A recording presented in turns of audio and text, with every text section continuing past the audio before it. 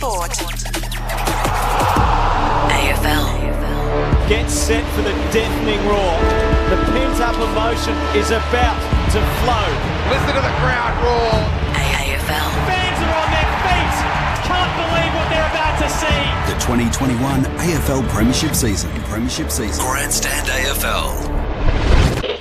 We've got a game on our hands here. This is really good, fierce stuff. This is a fantastic game of football. If someone told me there was something wrong with our game, I can't see it today. Actually, it's a spectacular contest. Dreamers, keep on dreaming. Oh, the impossible angle! Sinners, keep on sinning. Don't go anywhere. The theatre of it all. Winners, keep on winning. And he dribbles one through and blows a kiss to the crowd. Just a new day beginning. Breaks the paint. Has a shot. Makes no mistake. Sends it to home. A sublime strike. Hard against the boundary. That's a classy finish. That is sensational. Can he slide it through for the finish? Yes, he can. Wide angle on the paint of 50. May have just snuffed through an incredible goal. Tries to fend off. Got him. Takes him to ground. Back to Nat Nui. Second, don't argue. Go to your best players. Go to your match winners. Plays on, mowed down from behind. Holding the ball. Perfect tackle. It might be a game saver. Dreamers, keep on dreaming. Ricochets to Martin.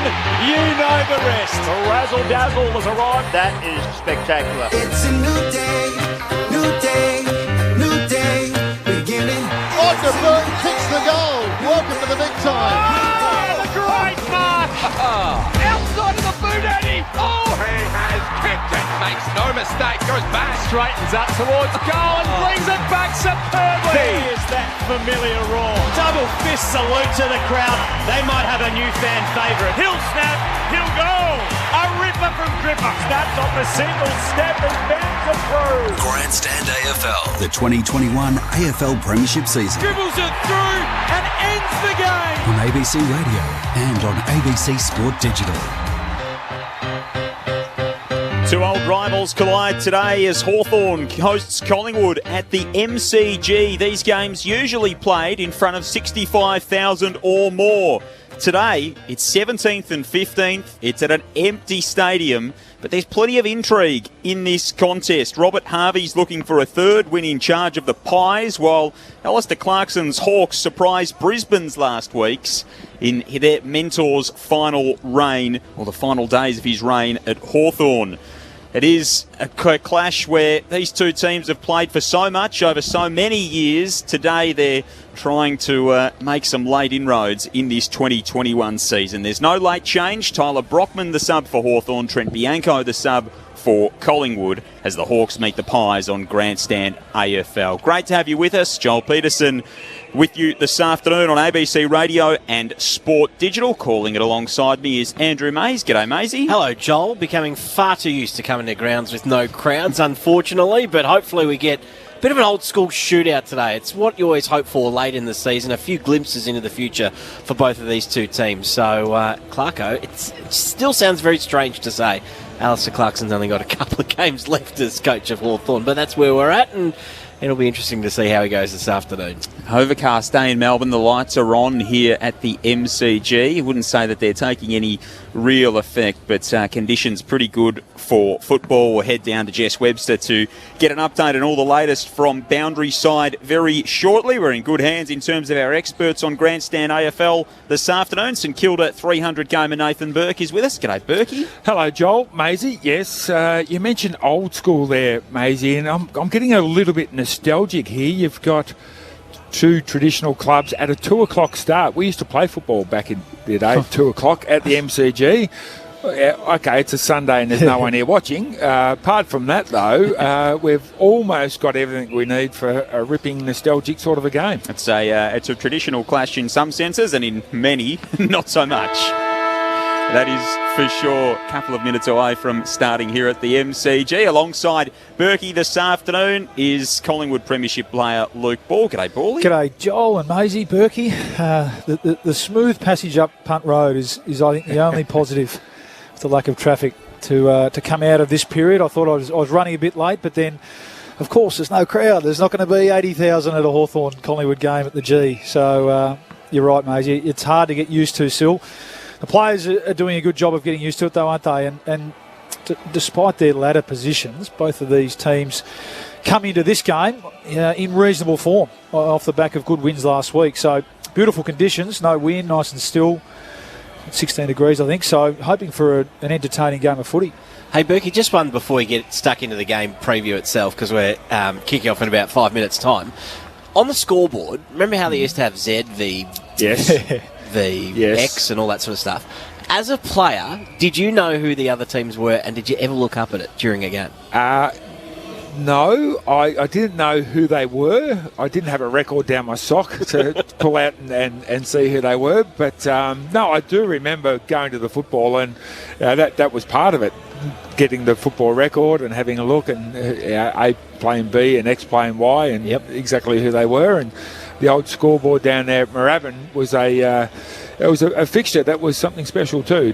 Like the old scoreboards, certainly these days they just drive in a big screen, and we don't need any of that sort of stuff. But well, they make it easy for people these days too, don't they? It's actually funny to think about that, isn't it? That they still made people have to work out who was. They didn't want to give us the answer. They had to. You had to solve the puzzle if you wanted to know the scores at the other game. There obviously wasn't room on the scoreboard back then. But I remember that. I wasn't. Not as old as you, Berkey. I wasn't playing when that was happening, but I remember going out to Waverley. I was a Hawks supporter and going out and watching them every week. And I certainly remember flicking to the back of the record and working out who was who.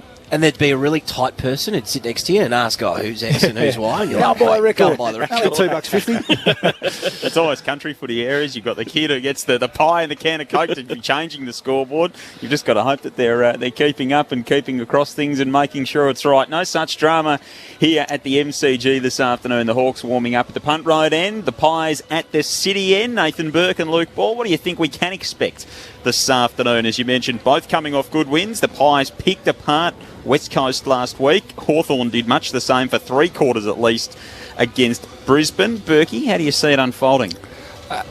First of all, I'll talk about Collingwood.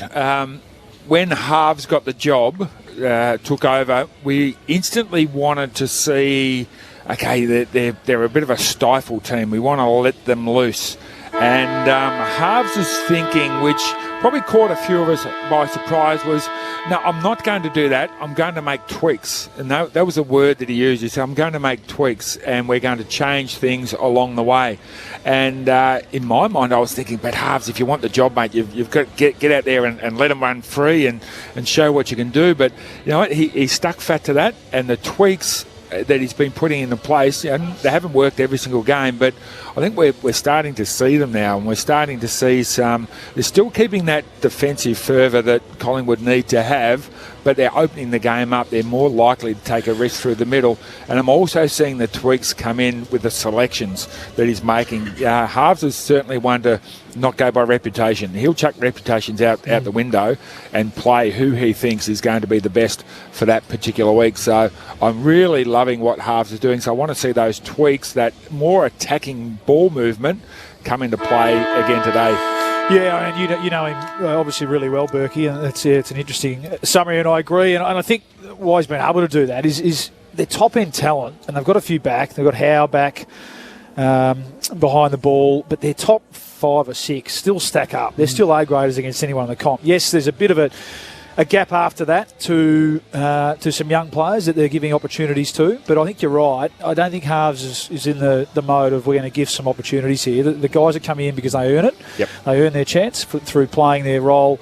Okay, so there's not a heap of second-tier footy at the moment, but we all know that. We all know what Harves is like on the training track. So he's got high standards there. He's got high expectations there. So for me, it's a balance of that. And he's thrown a few around. To go, he's gone into the middle of the ground a bit more. Maynard's gone in the middle of the ground a bit more. So players are playing to their strengths, as you said, playing with a bit more freedom, and we're getting some good results off the back of that. And we can talk about Hawthorn a bit as the game goes on, but they're in a similar sort of situation. I don't think they have the high end talent that Collingwood have. So that'll be interesting to see how that plays out today. But last week in particular, down at Tassie against Brisbane, they did play with a lot more freedom, and they scored a bit more heavily against what's a top 6 team. So again, off the back of that, hopefully both teams bring that mindset and bring that attitude into today's game. Yeah, you got Big Kaczynski. He's playing up forward, and Ben McAvoy is also starting up forward. So there's a fair bit of height down that forward line for Hawthorn. So if they get it down there quickly, that'll be good. The Hawks and the Pies at the MCG. Tradition in some ways and not so in others in this wild 2021 season. To start you off on Grandstand AFL, Andrew Mays. Segler and Grundy in the ruck together. Coming off the back of that stoppage was to go. Fired a hand pass out to side bottom. Side bottom goes out wider still. Nice kick by Maynard trying to square things up. Grundy was there, made a contest. Hawks though at ground level. Quick enough to recover, more out wide. Hand pass to Shields, to Mitchell. By hand, now to Hardwick, playing in his 100th game this afternoon. Long kick up to right half forward. Howe, decisive fist over the top. Kills that contest out of bounds between wing and half forward southern side. It's great to see him back, isn't it? And it's what he does so well. And the Hawks are going to have a plan for him. They're going to have to keep him engaged and not let him drift off and impact in the air like he did just then. Segler and Grundy tangle in ruck. Mitchell takes the spoils at their feet for the Hawks. Handball to O'Meara, to Shields. Handball to Wingard. Works it through the traffic. Wingard kicks on the diagonal into the corridor. They're moving the ball nicely here, the Hawks. Wingard goes inside the 50 down. Low ball bounced off the chest of Moore. Maynard handballs outside the defensive 50 for the Pies. Run down is Collingwood there in McCreary. Yeah. He got grabbed on the edge of the centre circles, back into the team today. And a free kick will go the way of Connor Nash for the Hawks from the centre. Nash will load up. He'll put it to the hot spot, top of the square. Big fly, almost taking it down was McAvoy, more front and centre. Squeezed out a handball. O'Meara, some sort of handball out of there. Adams tackled, just got boot to ball. Would have been holding the ball otherwise. Turnover ball though. Wingard fires out a handball outside of attacking 50. Out wide to Hardwick in his 100th game. Let's fly. It's away to the right, one behind. First score of the game. Is that behind? And that's the lead for the Hawks after 2 minutes. Good pressure, great start from the Hawks. Great early front half pressure. That's what they've been able to do as well. It's what they've been able to bring over the last couple of weeks, and that's what keeps most teams in games. It doesn't matter at your talent levels. If you bring that pressure and intensity, you'll be in the contest. Howe chips in to Main. Main's handball battered down. Found its way to Quaynor. Tumbles it outside the defensive 50 to Adams, who kicks down the line in front of the interchange gates for Myercheck. Loops the handball onto the overlap run of Noble. Noble kicks Collingwood to right half forward. Frost goes up against Elliott. The fend there from Hardigan was high. And Jamie Elliott will take a free kick. We've seen that already, a talking point this week. The Green and Dangerfield incident on Friday night. Elliott chips short to Adams, who slips at the critical moment. Retreats by hand to Main. Collects on the bounce. A handball back to Elliott. Drives the Pies inside the 50. Hardwick's across to Spoil. Spills to Noble in the right forward pocket for Collingwood. Can't take it cleanly. Scrimshaw's there. It's off hands and a throw in right forward pocket. Collingwood deep in attack at the city end. Ball will be tossed back into play. Hawks lead it by a point after 3 minutes in this opening term at the MCG. Toss back in, Cameron. Tried to tap it to advantage, ended up taking it himself. Nash takes him, he's going nowhere. Another stoppage inside 50 for the Pies. Sorry, Berkey. Just going to say Connor Nash starting on the ball for the Hawks, so see whether he's actually got a roll or he's just getting some exposure in Elliott sharks the tap. Quick snap is across the face for one behind. That was sharp from the stoppage, but unfortunately a bit too much hook on it. It's one behind a piece after 3 minutes. Collingwood have got a very short forward line. Cameron is down there, but he's changing with Grundy in the ruck, and Myercheck's down there, but the rest of them are pretty much really short players. So getting those stoppages inside their forward 50 and trying to craft a few goals from those stoppages is going to be really important if they're going to kick a winning score. Hardwick brings it into Shields, who handballs back to Hardwick, who kicks down the southern side wing. Kaczynski the target, knocked away from him. Madgen in there for the Pies. Handball to Adams on the logo outer side. Crisp knocks it down to Maynard, both of them prolific last week. Crisp steps across the boundary line, centre of the southern wing. He's out of play. Let's go to the centre of the broadcast wing where Jess Webster's on the boundary. G'day, Jess. Yeah, good afternoon, Joel. It's an all too familiar sight down here with no fans in the house. We're hoping for a good contest between these two traditional rivals. The lights are on. It's about 16 degrees and mostly cloudy, but no real threat of rain. So hopefully we get a good contest on our hands. Mitchell with the clearance. First hand pass was a little bit sloppy. Shields knocked it back to him. Then he got a hand pass to O'Meara, who clears the immediate danger zone and gains about 40 metres up the southern wing. This will be balled in between wing and half forward.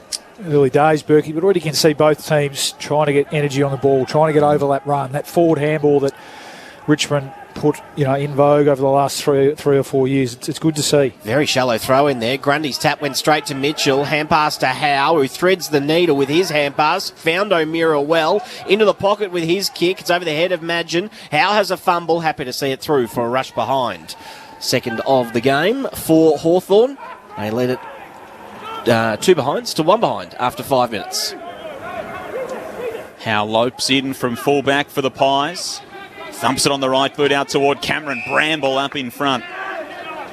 Been impressive has Bramble, coming from Williamstown. Back end of the season's been strong. From left half forward, kicks the Hawks inside the 50. Up high Lewis, couldn't take it.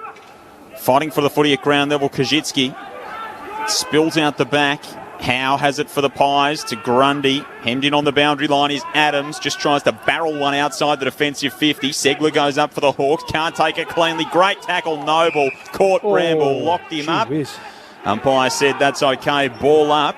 Left half forward for Hawthorn. Sorry, Joe. I thought he had an opportunity to dispose of it then. It was a ripping tackle. Should have been rewarded. Segler down to Mitchell through his hands. Wingard was there for the scraps. Kicks inside 50. High ball. McAvoy couldn't complete the mark. Madgen taken by 2 Hawks in a strong tackle. Held to him. Ball up inside 50. Berkey, you mentioned Collingwood's lack of height in the forward 50. Hawks are the other way. They've gone tall. So they've got McAvoy down there, Lewis, Kajitsky. So they're going to be needing to be taking some marks inside 50. McAvoy to Nash to O'Meara, who had a flying shot. I think he was trying to centre that ball with his left boot.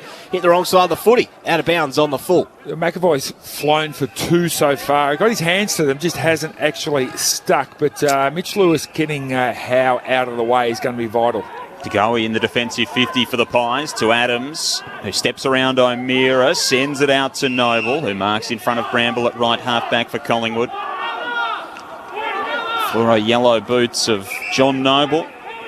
Mid-season draftee a couple of years ago from West Adelaide. Drives it up the broadcast side here at the MCG. The big fly from Frost. Myercheck stayed with the play. Read it nicely. Kicks infield to Thomas. Thomas on the front point of the square. Handball to McRae. Back to Thomas. Kicks Collingwood inside. Forward 50.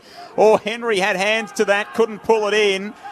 In the back line for Hawthorn is Frost. Nervous handball to Nash. Does well. Spots the option in Harry Morrison by hand, who kicks out to right half back. They can settle things down here, Hawthorn. They lead by a point through 7.5 minutes of the opening term. Nice build up there. That's where you just need an experienced forward to tick back of the footy. Yeah. Had so much space to lead into to Josh Thomas there. It was a lovely build up. Just that last kick inside 50 could have been made a lot easier. Yeah. Lewis to Burgoyne. Burgoyne switches to left half back to O'Brien, who takes the mark. Hand pass to Wingard, who works the 1-2 with Bramble, then tries to get around an opponent. Luckily, Bramble kept on running, was there for support, got the hand pass away. Kick across the square to Mitchell, and he flares it out wide of Steele to Shields, who wants to go straight away. Loops a hand pass over the top. He'll look for the 1-2 from Segler. Long hand pass came Moore's way in the end. On to Morrison. Now he enters 50. Good kick too. Should favour Lewis, and he takes the mark in front of the pack. Lovely movement by the Hawks from half back, deep inside 50, and Lewis should kick the first of the afternoon. They kicked the ball to a really dangerous spot there, 15 metres out from goal. And as you said, Luke, they've got a fairly tall forward line with Lewis and Kajitsky and McAvoy down there, and they need to kick it to their advantage, and this is what should happen. 18 goals so far this season. This for his 19th. Lewis makes no mistake and has the first of the afternoon. 1-2-8 the Hawks, one behind the Pies. The margin 7 points after 8 minutes. Yeah, it's good to see him back playing a few games in a row. He certainly looked the most likely to transition into that vacancies left by Jared Ruffhead a couple of years ago, of course. And we know Jack Gunston's not out there either, so interrupted season this year, but the last couple of weeks he's looked to put it together pretty well and got great hands. We know that when he's able to get a run and jump at the footy, and they were just able to pick their way through Collingwood's team defence. Then they had, I think it was Howe had to come forward, and they were able to get the overlap run to Harry Morrison, and that was a lovely kick, as you said, to that spot. And they'd probably prefer if young Kajitsky wasn't flying against Mitch Lewis, his other key forward then, but it didn't matter in the end. And they started well, the Hawks, and Wingard started well through the middle of the ground as well. Started in the centre bounce. He's had 7 possessions already. Goals in every game he's played so far this season. Mitch Lewis having a good campaign, as you said, Paulie, when he can get out there. Of course, the boxing mishap earlier in the year and doing nice things for the Pies. DeGoey from the middle, kick to the feet of Henry, couldn't trap it cleanly. Bramble came up with it half-back for the Hawks. Burgoyne a handball out to Hardigan. Hemmed in along the boundary line at left half-back. He comes defensively now. For Frost, who gallops across the back 50. Berkey's nervous in the box here. Hawthorn fans probably nervous as well. He found his marker there in Hardwick, who goes short to Tim O'Brien in the right back pocket for Hawthorn. Hawks by 7 through 10 minutes. O'Brien kicks long to the southern wing. Segler up, 2 hands to it, couldn't mark. Phillips there, the former Pie for Hawthorn. Tumbles one up the southern wing to Goey. Clean gather at the back and flicks the handball back to Rusco at centre-half back for Collingwood. Rusco to true centre-half back, where the mark is taken by Main, who goes quickly by hand to DeGoey. DeGoey flares it out wide. Henry takes the mark, plays on immediately, and it's a nice kick to McCreery, right half forward as Ginnivan running past. Went longer instead. Now a chance to go inside 50. McRae floating across, takes the mark, pokes the pass. Thomas is on. Lovely spoil by Frost. Got there at the last moment and got his left fist to it. Kills the contest. Out of bounds inside attacking 50 for the Pies. They did everything well except that kick inside 50. It was a little bit too speculative, hung it up in the air and allowed Frost to get over and from his own position, spoil the ball out of bounds. Hawks 1-2, Pies 1 behind, 11 gone opening term. Segler out of the ruck, the clearing kick. Cameron goes up and marks on the front point of the square for Collingwood. You're allowed to just shove people in the back these days in ruck contests. Seems to be. Depends on the week, the game, maybe the minute, Berkey, I think. Cameron kicks Collingwood to full forward. Ginnivan's there, roved well, tackled high. Free kick to the Collingwood youngster. And Jack Ginnivan, the Castlemaine product, will take the free kick. What are your thoughts, Bally? No, I think he did well, the youngster. We're used to seeing that sort of almost tricking the umpire into seeing a high one from a lot more experienced players. But he's certainly been watching a few of them, I think, Berkey, because there wasn't a heap in that. He lowered his centre of gravity and almost forced the arm up a little bit. It's a soft one. Ginnivan for Collingwood's first, steers at home. And the Pies on the board here at the MCG. They trail by a point through 12 minutes. 1-2-8 Hawthorn to 1-1-7. The second goal of Jack Ginnivan's young career. He is from good goal-kicking stock. His dad, Craig, playing for Campbell's Creek against Primrose in the Maryborough Castlemaine League a few years ago. Kicked 17 in a game. It was a game in which Campbell's Creek kicked 100. 100 goals. A lazy 100. They kicked against Primrose in the 90s. Something they kicked that for the season. You only kick 17% of the team's score, so when you look at it that way, it's not such a great effort. For a full forward. A bit light on, really. He should have done more. I think one of his teammates might have kicked 19. Yeah, well, he's a forward pocket. But young fella got himself a goal, but umpires need to be better than that. Basically what he did was he let go of the football with one arm, grabbed the tackler's arm and lifted it up over his shoulder to get himself a free kick. Now, umpires have got to be smarter in seeing that sort of thing going on and not reward players with goals. Hawthorn by 1. Grundy down to DeGoey. Down to McRae, who then flared it out wide to Noble. Good kick, finds Elliott on the lead. 52 from home. Pokes the pass into the pocket, caught behind. Yeah, good defence. That entire time was Cameron. Got no run at it. Hardigan chops across and puts it in about row 5. Yeah, he took the front position. That's a really good, experienced key back play there. And I thought the option, he didn't need to lead into the pocket. I thought maybe a roll and kick to the top of the square was the option there. Cameron, lovely tap work down to Adams, who squeezes a kick. It'll land at the top of the square. Mychek got a run at it, couldn't complete the mark. Punched away from him. Burgoyne there to Rove. Hand pass to O'Brien, who kicks underneath the couple, out wide. No mark taken. Spilt over by Hanrahan. And we'll have a ball in. This time around 70 metres from the Pies goal. They trail by a point. 13 minutes played opening quarter here on Grandstand AFL. It is great to see Berkey, Jordan DeGoey get a real decent crack at full-time midfield. He's such an explosive clearance player. Here he is again. 34 disposals last week, right on cue. Luke Bally handballs to Noble, who kicks to centre-half forward. Hoskin Elliott stretches and pulls it in over Daniel Howe. 55 metres from home, Will Hoskin Elliott Assesses the options, chips short. Oh, it bounced off the chest there of Adams. Couldn't take it cleanly. Spilt to Mitchell. Disposal number 9 for the prolific Hawks. Sends it to left half back where Shields marks. Should have done better with the opportunity there, Collingwood. Shields can rebound for Hawthorn. Shields spins the footy a couple of times in his hand, then kicks beyond centre wing. Crisp will get a run at this. One grab, not the second on the way down. Gajitsky mobbed immediately. He's going nowhere, neither is the ball. A ball up on centre wing. Luke Brewster, a big out for the Hawks. We spoke about their tall forward line. So a lot falls onto young Moore and a few of the other younger smalls to get to their feet today. Warper with the shark and the fend, and then Howe kicks further down the field. He was paid a down the field free kick. It ends up with Moore, who kicks to Burgoyne. It'll stretch out in front of him. He couldn't pick it up on the first attempt. Toe poke comes the way of the Hawks. Phillips feeds it back. Now Scrimshaw dicey kick in the middle, but it's okay. Burgoyne takes the mark. Just travelled 15 metres, that one. And he'll line up from probably right on 50, the veteran. If that's a downfield free kick for bumping a player after he's kicked it, we'll have 15 of them a game, because that is an absolute atrocious free kick. The player was in the middle of kicking the ball. He's still in the air, and there's no way the tackling player can get out of the way that quickly. Hasn't kicked a goal, Sean Burgoyne, yet. He kicks from 48. He likes it. And he loves it off the boot. He's got his first for the season. Sean Burgoyne, after 16 games, adds to his tally. He's now got 302 in his 405-game career. 2-2-14 the Hawks, 1-1-7 the Pies after 16 minutes. Well, it doesn't matter where he's playing, does it? He's playing across half-back today. He's always had that ability to be able to sniff a goal and drift forward, and he did that. The original kick, post the downfield free kick, I'm not sure, I can't remember who it was, Berkey, but it was intended for him, and they overkicked it, so he could have been having a shot a couple of 30-odd seconds before that, but it was a bit scrappy, but in the end, it was a nice little spot from Jack Scrimshaw. That's his strength, his ball use, and his decision making. And he lowered his eyes, he didn't bomb away from 60, and found a mark inside 50. And marks inside 50 are gold. We know that these days, the way the AFL footy is played, with teams getting numbers back and everything. So he found a good man, Sean Burgoyne.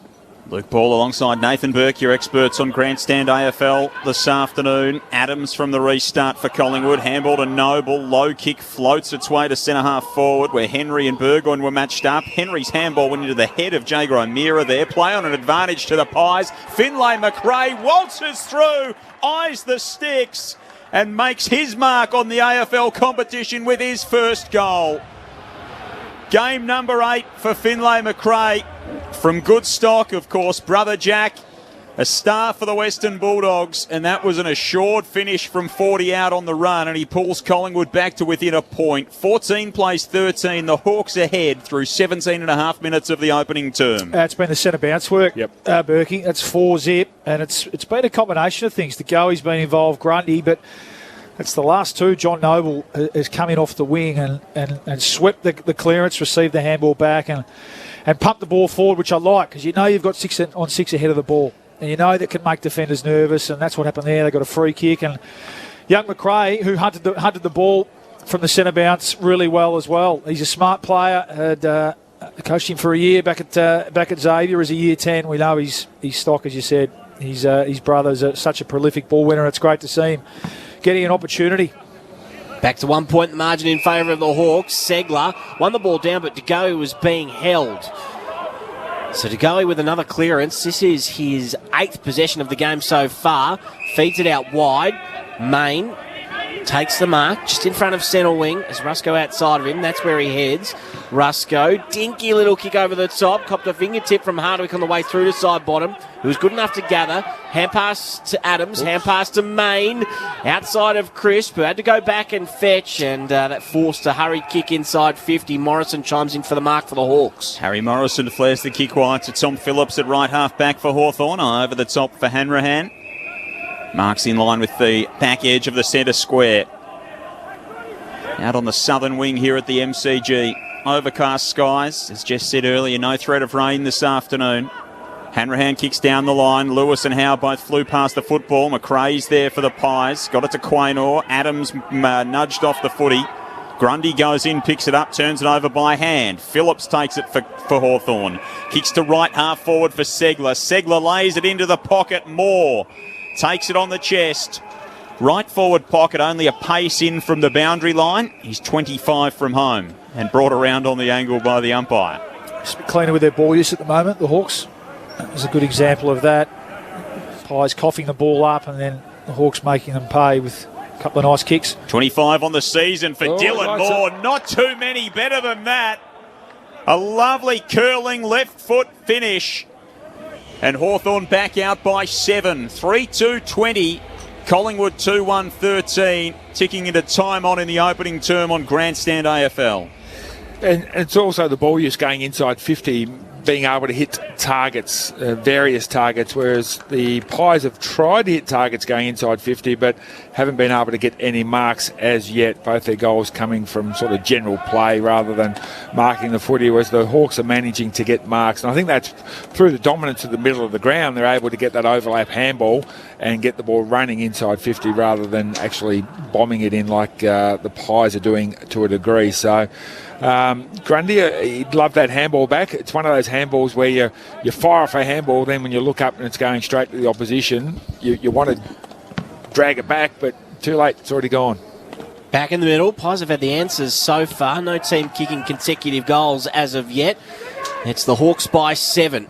Side bottom from the stoppage, just soccers it away from everyone. De Goey thought he was being held by Howe. Was complaining to the umpire on the way through. Main jumps over the top. Umpire comes in and we'll have a ball up top of 50.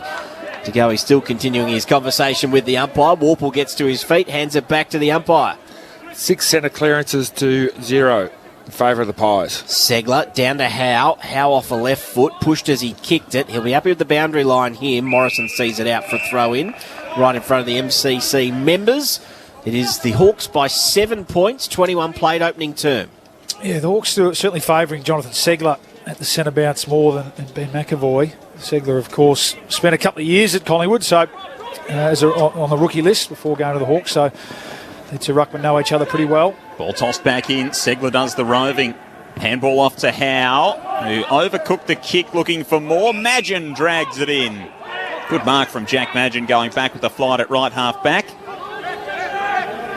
Doesn't see a lot when he looks up. So Alex descended back from whence it came, looking for Ginnivan along the boundary line. Nash is across to spoil it out of play in front of the Collingwood interchange bench. We'll have it tossed back in. 22 minutes gone opening term. Trading goals here in this opening quarter as well. Hawthorn 3-2 lead Collingwood 2-1. Toss back into play. Grundy tries to palm it to the advantage of a couple of his teammates. One of them was Crisp, who ends up on it. Wingard sliding in. Lightning hand pass to Warple, who had a fumble. Allowed side bottom in. Hand pass to Main. Hand pass to Adams, who hooks the kick out of the congestion. And then, was it a push? No, it was a hold in the end. That's going to go the way of Cameron in front of that pack. So Cameron, hand pass to De Goey. De Goey inside 50, over the head of Elliott. He got separation on Burgoyne, couldn't complete the mark, threw his hands and out for a throw in 30 around from the Pies goal. It's going a bit wide at the moment. They inside 50, Collingwood. Perhaps a bit of that lack of height, not looking up and seeing that focal point at the top of the square. You'd just like to see him attack a bit more central. Ball tossed back in. Cameron knocks it down. Free kick going to the Pies inside forward 50. And it'll be the big fella who's going to take it. Darcy Cameron waltzes back to the top of his mark. He'll set his shoe into this from 40 metres out on about a 35-degree angle to the right. Yeah, you'd like to see the Pies kicking the ball to the top of the goal square and letting their small plays be small plays and get some crumbs rather than their small plays playing like talls and getting the ball on the lead. It's finished off nicely in front of the sticks this year, Darcy Cameron. 19 goals, 7 for the season. Set shot away to the left here. And that's a minus score. Narrows the gap to 6 points. 3-2 plays 2-2. The Hawks ahead through 24 minutes of the opening term on Grandstand AFL. Scrimshaw brings it back in, short on that occasion to find Burgoyne. Back to Scrimshaw by hand, who loops the hand pass over the top. Bramble, short kick is good and finds Phillips outside of defensive 50. About a metre in from the boundary line, Phillips, as he'll take this kick. Runs inboard a little, then kicks to centre wing. Flyers are all Collingwood. Essentially an uncontested mark in the end. Goes the way of Rufford, who'll play on straight away. He'll get it to the top of 50. Cameron floating in from the side, as was Myercheck, coming the other way. No one could take the mark. Myercheck battles on at ground level. Noble in there. He dropped his knees as well. Caught one over the shoulder. Umpire didn't fall for it that time and says, I'll ball it up. 45 out from the Pies goal at the City end. A little bit on off the footy as well. Umpire quickly gets things underway. Segler down to Mitchell. Bumped as he kicked. Tumbles into the centre square. Lovely pick up O'Meara. Handball off to Shields. Tumbles one forward and just says, righto, boys, chase after that. Kazitsky does. Can he collect it left half forward? He was worried out of it by Madgen. The second effort was cleaner. Handball to O'Meara. Handball to Shields. Front point of the square for Hawthorn. O'Meara chips it to centre half forward and finds Mitchell. 55 from home for Hawthorn. Looks into the pocket. Left foot kick in that direction. McAvoy, the target, had two to beat. It's off hands and out for a throw-in. Left forward pocket deep in Hawthorn's attacking 50. Both teams happy to go head-to-head through the middle of the ground. Just like to see a bit better defensive transition running then from the Pies mids off the back of that stoppage. Grundy shucked by O'Meara, who is then tackled in a very strong one as well. Maynard was letting him go nowhere, and holding the ball's been paid. Not much of a prior opportunity there for Jagger O'Meara. Hands it back to Maynard. He'll receive the free kick. Right back pocket, goes straight up the middle. Good kick too to find Adams, who wants to go straight away. Hand passes to Rusco outside of him into the centre square. That's a good kick to Elliott. Elliott wants to keep going as well. Has Myercheck tracking back towards goal. Myercheck stopped, checked his lead on. He missed the target. It was the right idea, wrong execution. Frost comes away with it, flares it out wide. It'll reach Mitchell on the bounce. He's got Phillips as an option. Handball's in that direction now. Phillips cuts the kick infield to the logo. Hanrahan stretches, couldn't mark. Taken by Roughead for the Pies. Short kick, barely the distance to McCreary. He goes to the centre circles for Grundy. The big fella's got it for the Pies. Thought about moving it forward. Eventually moves it laterally toward the members' side for Main. Well, his direct opponent's behind the ball. Segler standing by himself. He kicks to right half forward and Quaynor inside 50. There is Segler. Knocks it down at the top of the goal square for Collingwood and then dives on top of the football. A dive on top of him and a ball up. 30 metres out from the Collingwood goal at the City end. It's Hawthorn by 6 points through 27 minutes. Segler down to Frost, who taps it back inboard. Mitchell had to be good. He was clean. Off to Burgoyne by hand, who gets around Noble. Then a long kick, one-on-one Grundy and McAvoy. McAvoy in from the side, had a juggle, couldn't quite take the mark. Flicked it out, almost could have been a throw.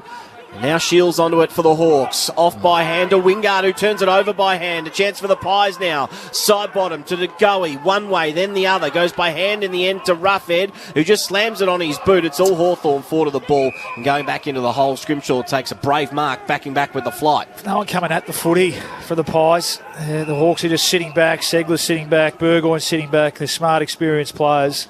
No one coming at the footy to create a contest. Everyone running back towards goal. Hanrahan to Nash, who's got it centre of the southern wing.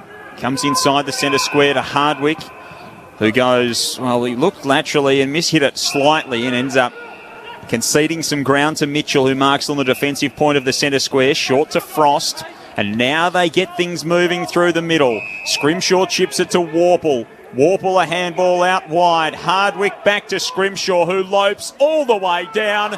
Goes from 45 and finishes beautifully. Jack Scrimshaw made his way all the way through the corridor untouched and was able to kick his third goal of the season and the first time that either side has got back-to-back goals in this contest. It's Hawthorn with a 12-point lead through 21 minutes, or 28 minutes, I should say, of the opening term. Far too easy, Luke. Far too easy. Looked like the Collingwood players then had just thought to themselves, you know, we've pushed back, we've got numbers, and numbers will stop Hawthorn picking their way through, and they all guarded grass. None of them were switched on enough to think that, hang on, Scrimshaw's still running, he might be able to get this handball back here, but they thought, no, we've got numbers here, they won't do that. Hawthorn did it and got themselves an easy goal.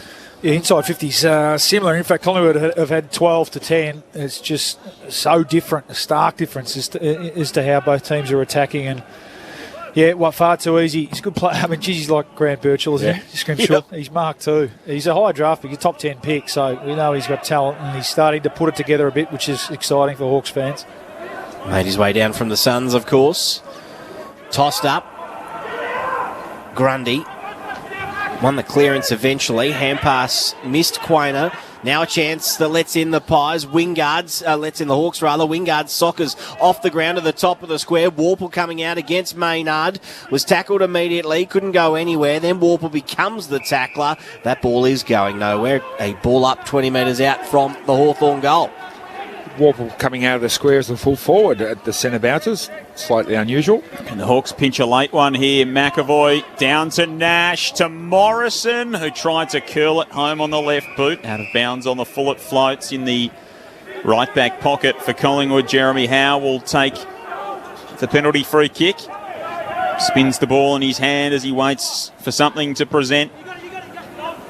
Slams it out toward the boundary line on the broadcast side of the ground. Big pack forms, Myercheck and Cameron across to spike it out of play. And we'll have a throw in between the wing and left half forward for Hawthorn, who lead by 12 points, 30 minutes gone in this opening term.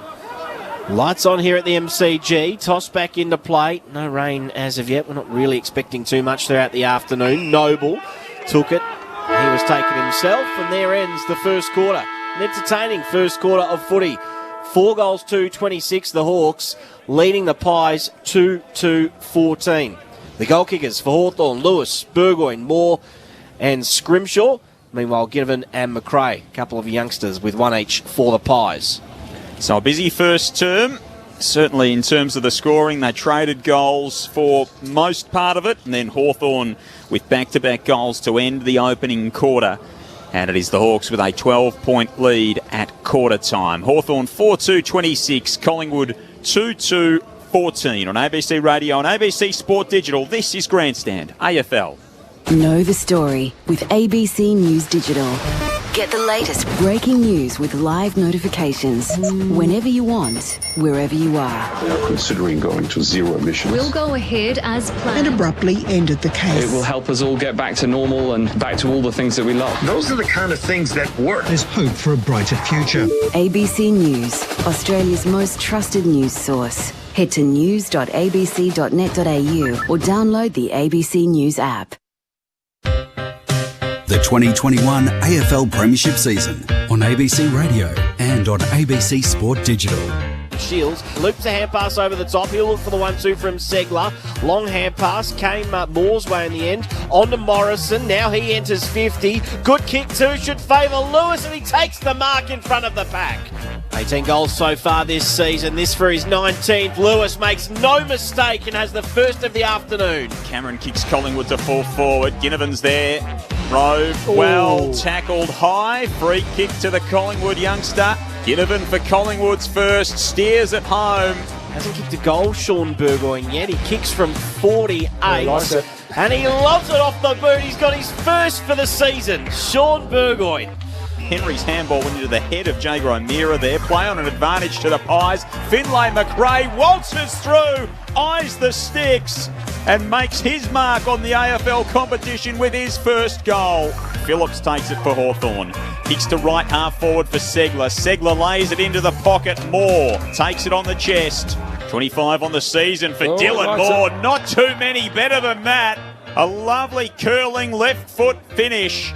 Warple a handball out wide. Hardwick back to Scrimshaw, who lopes all the way down, goes from 45 and finishes beautifully. The 2021 AFL Premiership season on ABC Radio and on ABC Sport Digital. Bit to like in that opening term for Hawthorn fans. They lead by 12 points at quarter time.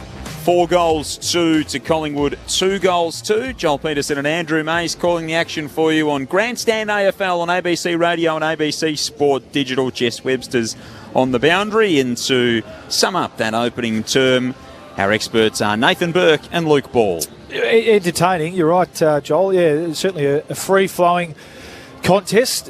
We remarked pretty early on that both sides have shown that they want to get the ball going, get energy on the ball, get some overlap run, get that forward run and handball rather than going back and kick marking, which you spoke about. It's been a big difference for Collingwood in particular since Rob Harvey took the reins, Berkey. But really in the end, the difference, Collingwood were dominant out of the centre bounce, 6-0, but weren't able to capitalise on that. It was just that disposal efficiency, kicking efficiency, forward of centre in particular, which has been the difference in the game to this point, and why Hawthorn have kicked 4 goals from how many entries? Less entries, from 11 entries to Collingwood's only 2 goals, 2 from 13 entries. So that's pretty ordinary inside 50 efficiency. Part of it's personnel. We spoke about, you spoke about, okay, Darcy Cameron has been good. He's been solid down there, but he's not a natural key forward with key forward craft. So, times they've looked up from, Pies mids have looked up and they've needed that forward coming at them to really attract the kick. And at times the smaller player is elected to lead wide, and that's just played into the Hawks' defence hands and has really, resulted in no easy looks at goal from Collingwood's point of view. They got that goal from a lucky free kick and then out of the centre bounce with young Finn McRae, whereas the Hawks have looked a lot more dangerous in terms of being able to find a mark inside 50 going forward, and they've just used the ball better. Through the middle of the ground, it's a shootout. There's not a lot of accountability from either team. Mitchell's had 14. He loves playing against Collingwood. He's so prolific all the time, isn't he? But they're going to have to... They're just going to have to keep an eye on him, because although the general consensus is that he's not as penetrating or damaging, he's been pretty. What's he have any sort of score here? 4 score involvements. So he actually has been today. His touches have been influential. Wingard's been good. He's had 10 possessions, playing a lot through the middle of the ground, and Shields 10. O'Meara 7. Adams has had 12 from Collingwood. DeGoey has looked dangerous at times. He's had 10 and been involved in 3 of the 4 scores for Collingwood. So. Not a lot of accountability through the middle of the ground, but Collingwood dominating the centre bounce, not able to capitalise. Berkey, Hawthorn just looking a little bit more assured and executing a bit better when they go forward of centre. Yeah, and Hub's got a decision to make. When the ball's free around the middle of the ground, Segler's dropping back into the hole into the Hawthorn defence and being an extra big man there, and Grundy stays up around the middle. Collingwood haven't taken a mark inside forward 50 yet, so the decision he needs to make is, does he send Grundy forward and make Segler accountable and hopefully take a mark or 2? McAvoy comes up for Hawthorn and does the rucking around the wing. That means Roughhead is going to have to come up and do that rucking, so he's competent enough to come up and do that with him. But I'd like Grundy, instead of getting 8 possessions up around the middle of the ground, to go forward, make Segler accountable, and hopefully take a mark or 2. Yeah, I think he has to. Yeah, I think that's the player's decision. Brodie's played enough footy. He knows that his opponent's doing that, and he has to go back and try and make him accountable. Hawthorn by 12 points as we go into this second term on Grandstand AFL. Great to have your company this afternoon from the restart. O'Meara. Handball in the middle. McRae had a go. It's volleyed out of the centre by Adams for the Pies. Tumbling ball finds Hardwick for the Hawks at half-back. Defensive hand pass to O'Brien. Kicks the wing looking for Phillips. Got a shove from Quaynor. And a free kick for Tom Phillips. Played 89 in Collingwood colours. Now at Hawthorn on the left boot. Directs it into the centre square. Lovely kick. Segler handballs over the top to the run of Bramble. Bramble inside forward 50 finds Moore, who's quickly turning, firing, looking to fall forward. The fly from McAvoy. Thought about coming off his line to play on then. In the right forward pocket, only 15 out. The big fella maybe not so confident with the snap, but he's going to be forced to go back and have a look at it now. It's funny that up on the wing that's play on, but not in front of goal. It's going on the left foot, the big fella. So Ben McAvoy from the right forward pocket. He should have gone for that all along. He curls it home beautifully, and Hawthorn have got 3 goals on the trot to open the lead to 18 points. 5-2 plays 2-2, and an early goal a minute into the second term for the Hawks. Well, Jordan Roughhead, I was about to say Jared Roughhead. Jordan Roughhead's entitled to be a bit bemused by his ruckman there. We spoke about this at quarter time, Berkey, and that time it was Grundy deciding to head straight back towards goal when Hardwick had the ball at half-back. His opponent, Segler, going inboard to affect that switch kick, which really opened up the ground, and they were able to get it out to the open side to Moore, who rolled on. And Grundy had to get back and make an impact there and force the ball forward for a behind. Otherwise, he's really been useless for that bit of play. And his opponent was involved, and he wasn't able to get involved to affect the spoil across half-back, and it results in a goal. So that's the difference in the two teams at the moment. Segler in the ruck here for the Hawks, matched up against Grundy. Grundy palmed it down. Segler did the roving, knocked out of his hands. Came the way of Nash, though, forced to kick forward, gets to centre-half forward. Quainer with a big punch away. Comes back the other way with interest from O'Meara. Now a chance at centre-half forward for O'Meara, who spins out of traffic beautifully. Got it to Warple. End-over-end kick inside 50. Moore punches it. Then Hanrahan's taken out of it. Umpire waves play on. At ground level, Phillips trying to farm out a hand pass. And eventually it spills free. Howe, lightning hand pass was good domain. Out wider still to the right back pocket. Hoskin Elliott, good delivery onto the chest of Myercheck, who's working a long way up inside his own defensive 50. Well, again, he looks up, and down the line is John Segler, and Brody Grundy's just trotting through the middle of the ground. Now, the switch is affected, so he might be able to get involved here, but he's got to get on his bike, Big Brode. Roughhead to Howe, to Maynard, who just marks with the pressure of Shields oncoming at the junction of the 50 in the boundary at left half back. It just forces Collingwood to go back into their shell a bit and play the game that they had been playing prior to this, in terms of backwards and sideways and a lot slower. Maynard kicks up the broadcast side wing. Segler and Grundy tangle in the air. Neither could take it. Side bottom at ground level. Feeds the handball laterally to Main. Main chips it on over the top. Looking for Elliott. Rising to mark is Tim O'Brien. We know what he can do in the air. A couple of weeks ago, of course, against GWS, taking that absolute hanger at the other end of the ground. This time he moves it to Warple, and now out to Howe and to the run of Tom Mitchell on the left boot. He pokes his pass forward and finds Dylan Moore at left half-back for Hawthorn. Moore looking for a way out here for the Hawks. There's a couple of options back inside defensive 50. Instead, he takes the game on and goes a little longer. Over the top, Crisp with the spoil, and then he became the tackler. At ground level, Howe tries to rip it back away from him. Couldn't do so. Ball up in between wing and half forward for the Hawks. Heading towards the city end in this second term. Margin 18 points at the moment. It's 4 minutes old this quarter. McRae farms the hand pass out. Now, the Pies wanted to take advantage. There is none. So the free kick will come back from the stoppage to Adams, the captain, this afternoon. This is his 14th possession, so he's been lively at the start of the game. Chips defensively to Rusco. Rusco to centre half back for Maynard. The second game today, the Western Bulldogs and Essendon. No late changes there. Rourke Smith, the sub for the Dogs, and Archie Perkins, the sub for Essendon. Call of that game, of course, through the AFL app.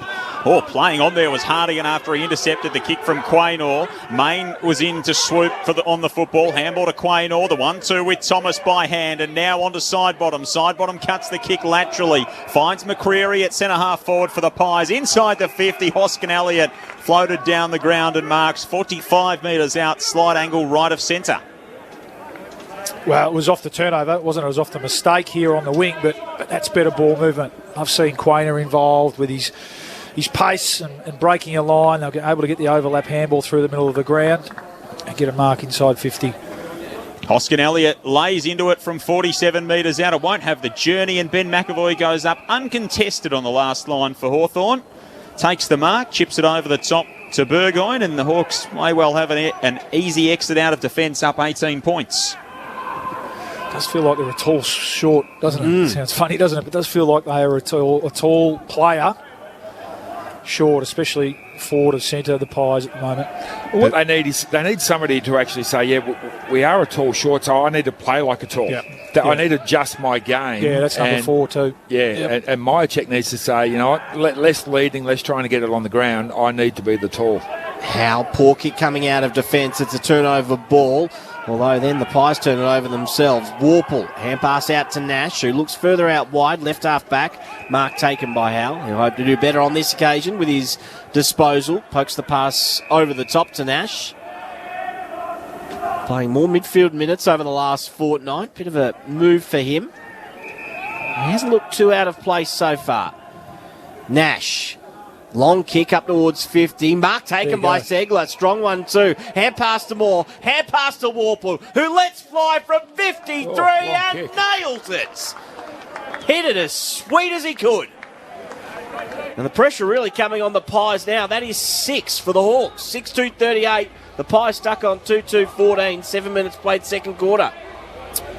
Well, another great example of it. We're asking Collingwood bigs to play big, and John Segler did just that. He got himself into a good position.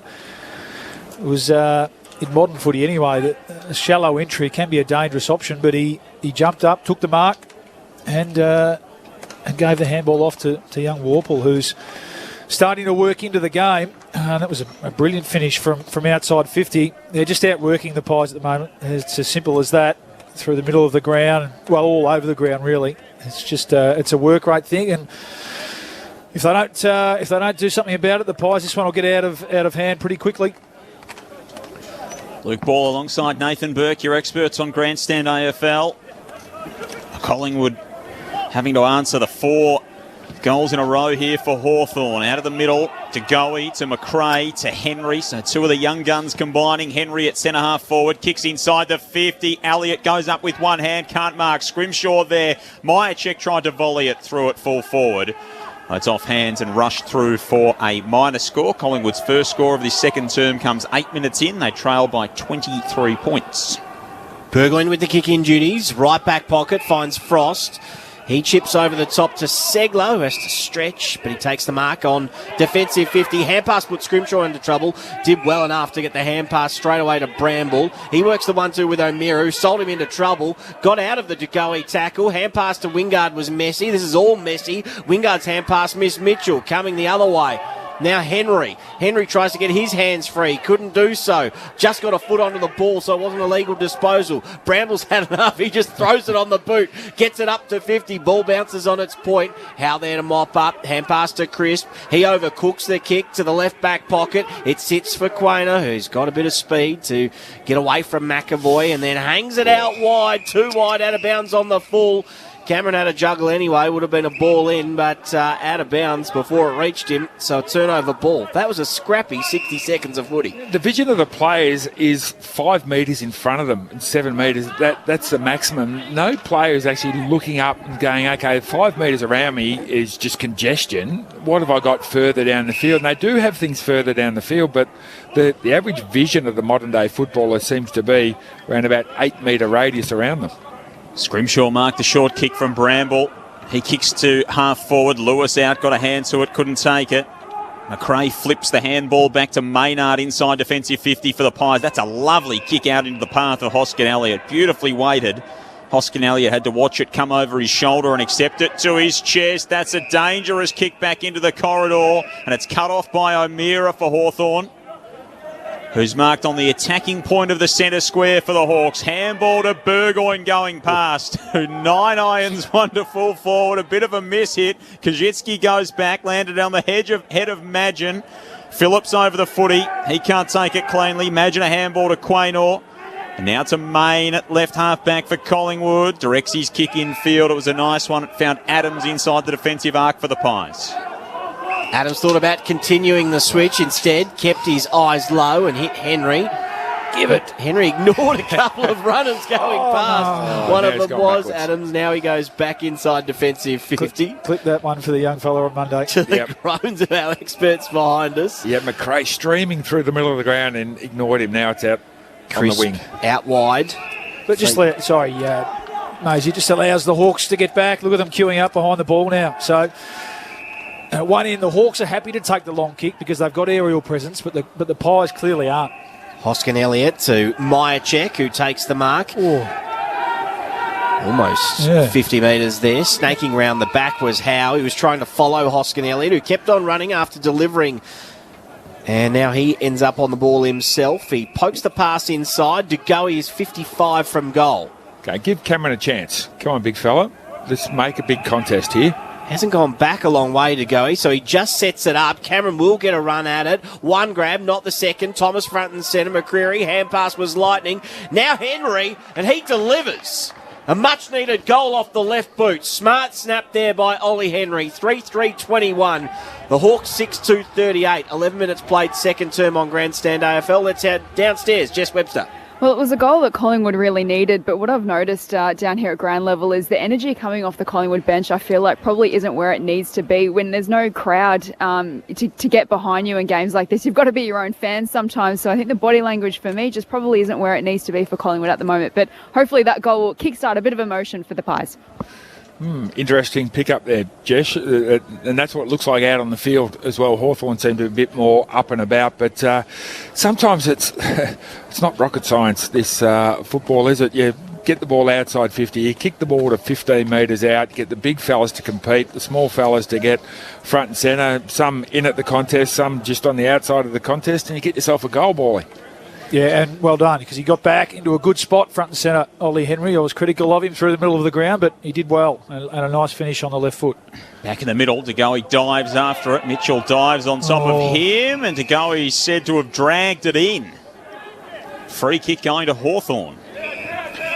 Mitchell coming up for disposal, number 17. That looked like it was a little bit of a harsh adjudication. Brody just let him go. Mitchell lays it off to McAvoy, who had time to spill the mark, go back and get it, assess about 4 options by hand, retreat to Scrimshaw. Scrimshaw kicks to Hanrahan at left half forward for Hawthorn, 52 metres out from home.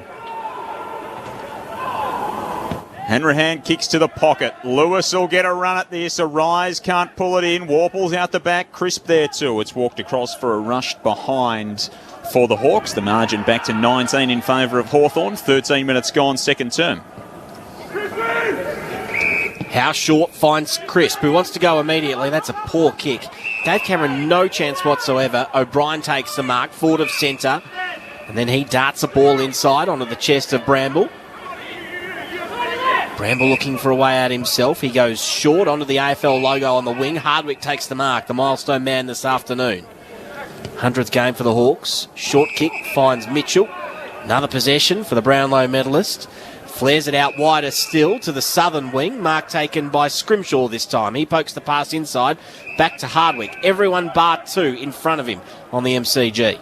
Hardwick a handball off to Scrimshaw, who chips to the edge of the 50. An easy uncontested mark for Morrison. Morrison kicks to the pocket, looking for McAvoy. Grundy was there with him, nudged him under the footy, and it floats out. It'll be a throw-in the left forward pocket for Hawthorn.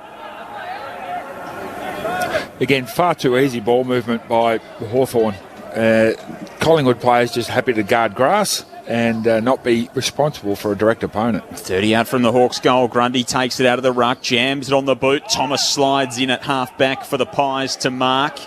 Looks to shift it laterally to Crisp, who was the option that presented immediately. Crisp's got a runner going past in Maynard, who drives the ball to the wing, and Hoskin Elliott has it for the Pies at left half forward. He wants to roll quickly. Poor kick as well. Hung it high in the air. Myercheck, no chance. Frost, he's turned it over himself. Straight to Maynard. Now he can go inside 50. Saw something out of the corner of his eye at the last moment. Didn't quite reach Noble. Morrison with a good fist, tracking back with the flight. And he'll get onto it too, inside defensive 50. Good work by the youngster. Hand pass to Howe. Hand pass to Frost. Checks his kick this time. It's okay. He finds Hardigan. 30 out from his defensive goal. Hardigan handballs back in line to Hardwick, and now to O'Brien in the right back pocket for Hawthorn. 39 plays 21. The Hawks in front halfway through this second term. Hardwick's got it again inside defensive 50 for the Hawks. Chips short to Scrimshaw. Okay, there's plenty of time for Collingwood to stop the shorts here. Scrimshaw handballs off to the overlap run of Hardwick, who drives it up to the AFL logo. Howe had a fly at the footy, went past it. Lewis stayed down to mark. Handball off to Wingard. Blasted inside 50. The run of Morrison, who didn't have help inside 50 as he got the handball away. Noble's there to swoop on it. Clean one-handed pick up at fullback for the Pies. Directs his kick nicely to Howe, who's driven into the turf by Shields with the afters and then held on to. Umpire says None of that, thanks, Liam, but there's no 50 involved, and Howe kicks to Madgen, who's near the back edge of the 50. Madgen, short chip over the top to Goey. His timing just a little bit off Jeremy Howe, isn't it? If he played a lot more footy this year, he would have sat on, I can't remember who it was, head then and taken a Jeremy Howe hanger, but he's just timing's a bit off. To Goey short to Maynard, who turns it over. Hawks away. Mitchell. He's dragged off the ball. Great tackle by Henry. De Goey picks up, takes the advantage. Hoskin Elliott. Hand pass to Thomas. He's into the middle of the ground. Almost got dragged down by one, and then Warple, but's got the hand pass away to Elliott. Flares it out wide. Noble's in, and Acre, right half forward. Got all the time in the world to deliver inside 50. It's a good kick too. Should be a front on contact free kick it is, and Cameron will receive it in the right forward pocket for the Pies. Well, it's better ball use, Burke, isn't it? It's braver ball use. It wasn't pretty through the middle of the ground there, but they had the numbers and the overlap. Hawthorn has still got a good ability to be able to force the entry, the final kick wide, though, don't they? They can't get a good look at the goals, the Pies. They can't get a mark or a free kick in the key. They're all wide. It's a tough shot, this one. He was shaping for the banana, then kicks in board. It lands in front of Noble, who couldn't keep his feet. Hand pass to Sidebottom, who jams it on his boot right to the goal line and smashed over the boundary line there by McAvoy. Not a decisive fish, but enough on it to kill the contest. Ball in next to the left behind post. Remind me to ask the umpiring department how you spoil if you're in front and not give away a front-on contact free kick, because I can't find a way of actually doing it that won't give away a free kick. It's getting harder and harder. Grundy in ruck. McAvoy had a fumble. Scrimshaw had the ball dislodged in the tackle. Wingard wraps up Sidebottom. Bramble had it knocked away. Elliott goes in. 30 out from the Pies' goal. They still fight for the football. Umpire crosses the arms. We'll have a ball up. Still inside forward 50 for Collingwood here at the Punt Road end. Hawks by 18 points, 18 minutes gone, second term. McAvoy and Cameron. Cameron hooks it down. Mitchell's there for the Pies. Scrimshaw, sharp handball. Bramble back in the line to Hartigan. And now to O'Brien, who drives it out toward the broadcast side. Grundy goes up and intercepts for Collingwood. He'll drive them in once again. Grundy. Couple of kicks from goal, pulls it at the last moment, looking for Cameron. He was fourth in line, never really got a run at it. Ball gets to the back of the pack. Hartigan sees it over for a boundary throw-in. Good effort, Cameron. There wasn't much more he could do there other than force the contest and force a stoppage. So it was about as good as they could have hoped for, the Pies. Ball to be tossed back into play. McAvoy won it down through the arms of Frost, although regathered. Got the hand pass to Hartigan. Out wider still by hand to Howe. Loops the kick over the top. It's a good one too to Nash, who thought about going and then pulls up. He puts it out in front of Shields, who's leading wide at left half back. Short hand pass to Howe. His kick was almost even shorter to Mitchell. Called to play on. Back to Howe. Now to Hardwick by hand. Short kick inboard is okay. We've still left half back here for Wingard, who takes the mark. Ball not travelling too far in that exchange. Yeah, the Hawks have just sensed that the Pies have lifted their rating a bit, so they're just taking a bit of the sting out of the game, maintaining possession. Wingard rolls across the back, 50 to Scrimshaw, to O'Brien, who had to approach the footy with some urgency as McCreary closed in. O'Brien at left half back for Hawthorn, chips it short again to Scrimshaw. Hawks by 18 points. They led by 12 at quarter time. 2 goals in this second term to Collingwood's 1. Scrimshaw kicks up the line. O'Meara goes in on the AFL logo. He's brought to ground by Quaynor in the tackle. And we'll have a ball up centre of the broadcast wing here at the MCG.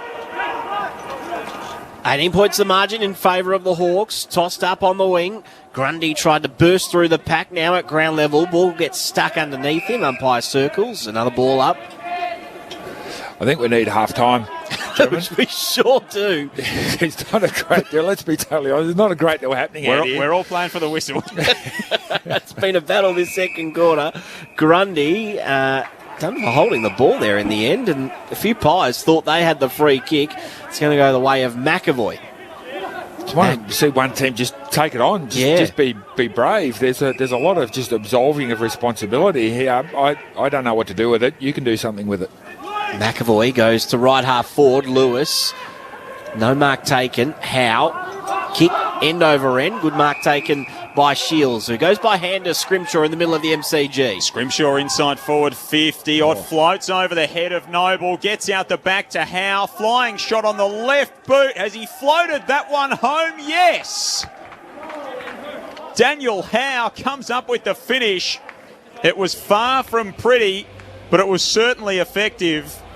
And Hawthorn's 24-point lead is restored. 7-3-45 the Hawks. Collingwood 3-3-21 through 21 and a half minutes of the second quarter. Just misread it. John Noble. Yep. He's certainly got some penetration.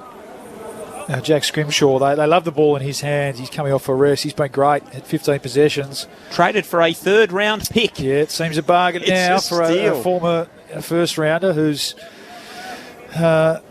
really, as I said, Grant Birchall, Mark II.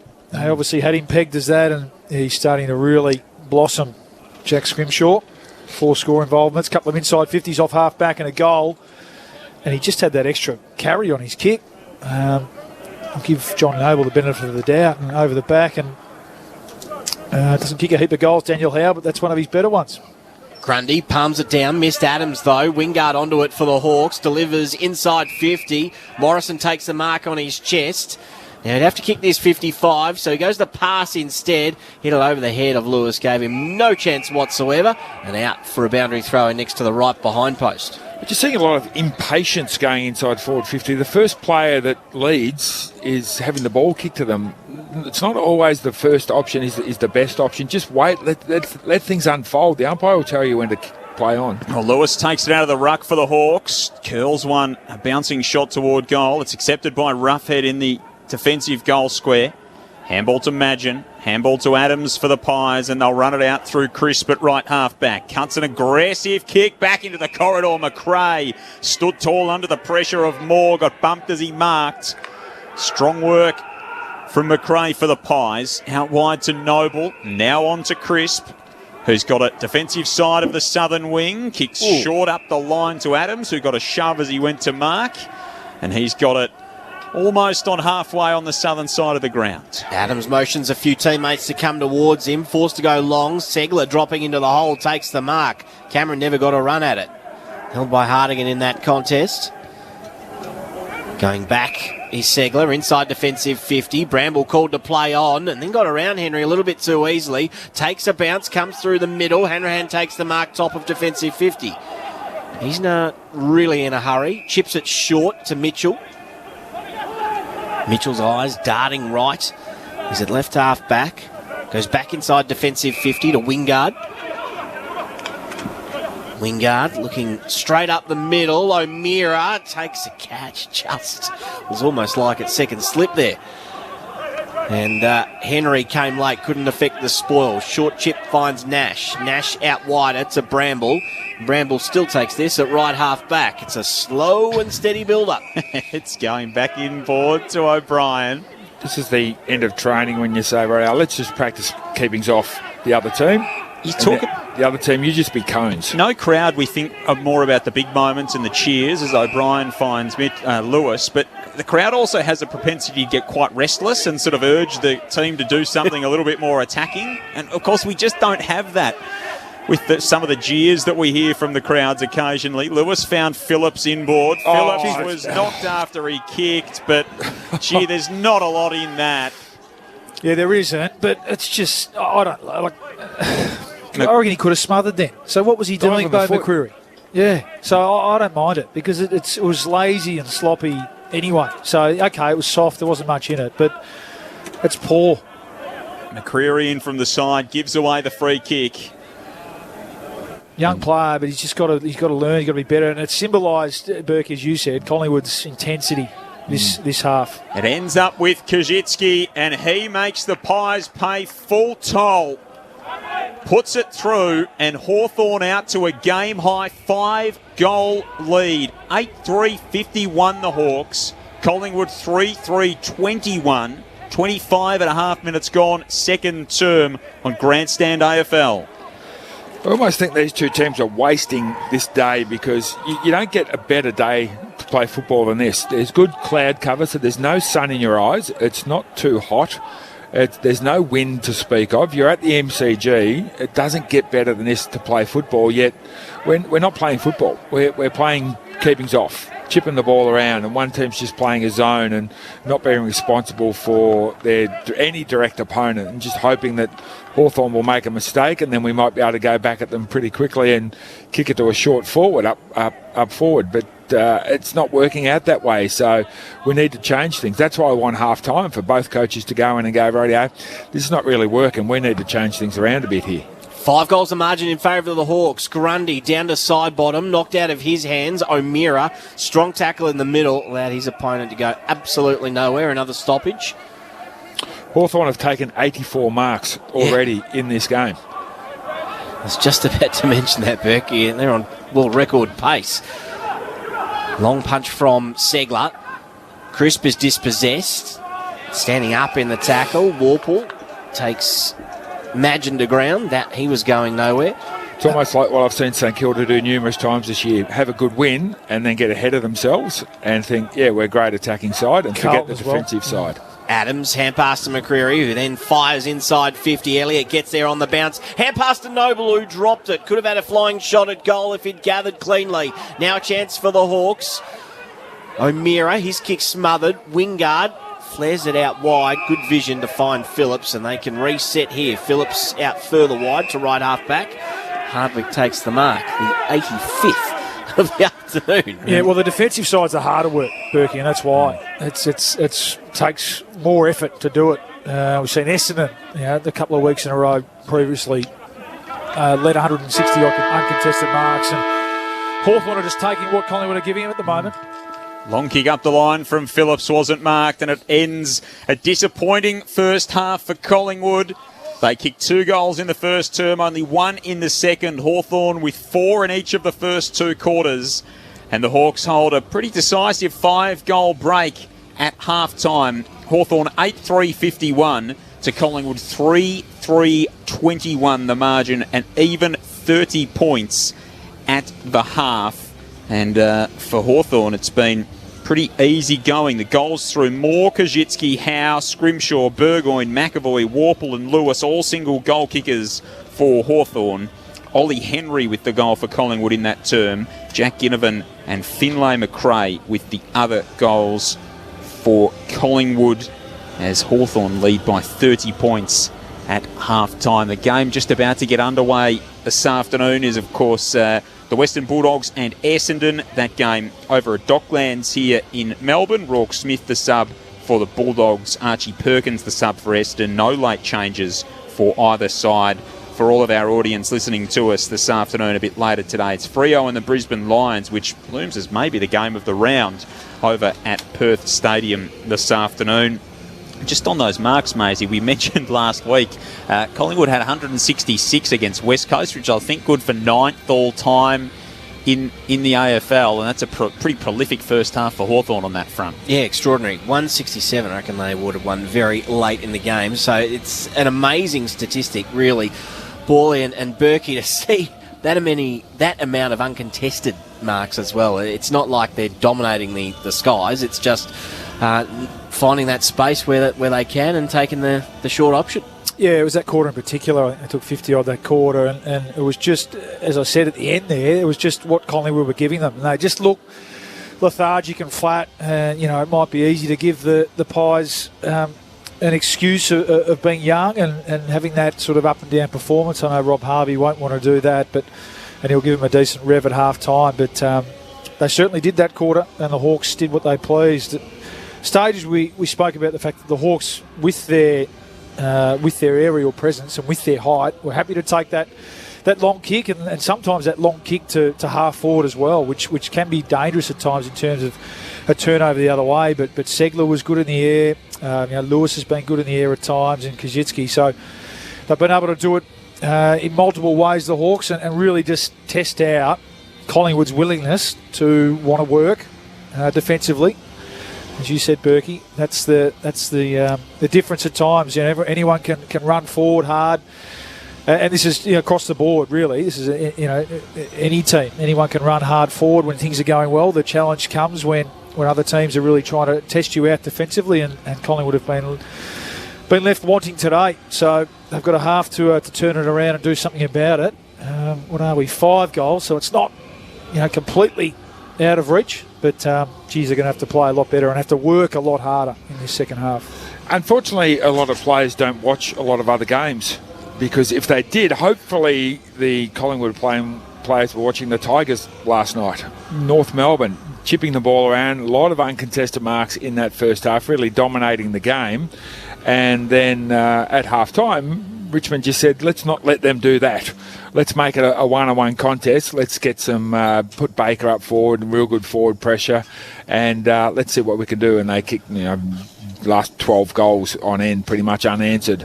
But unfortunately, players don't actually watch a lot of other football these days. They're sick of it during the week. So, to me, Collingwood are not out of this game if they want to change the way that they're playing, if they're prepared to change the way they're playing, if they're prepared to go defensively and work on their defence, because that will then trigger their attack. Defence starts attack, getting a hand in, getting a tackle, getting a spoil, getting a turnover, getting extra numbers around the play. That's what we talk about when we're saying defence starts attack. It's not just necessarily the 6 blokes who are designated as defenders. It's across the whole field. They need to up their defence, and then that will spark their attack, hopefully getting the ball with some greater shape into their forward line at the moment. At the moment, it's very haphazard. The first person who leads gets the ball kicked to them. Once they actually said, you know what, let's give Cameron a chance. Let's kick the ball to the hot spot 15 metres out and see what happens. And they got a goal from Henry. So there's an example there of what they could do if they're prepared to really play football. Defend when you haven't got it, and when you have got it, kick it to spots on the ground where you're more likely to kick a goal from. Not whoever has the most possessions wins the game. It's not like that. So Collingwood need to change. Hawks, they're in there thinking, right, we expect Collingwood to come out and change things, because if they don't, well, then they're dumb. But we expect them to come out and change things. So what are we going to do? What are we going to do differently? And I think they've got a height differential up forward.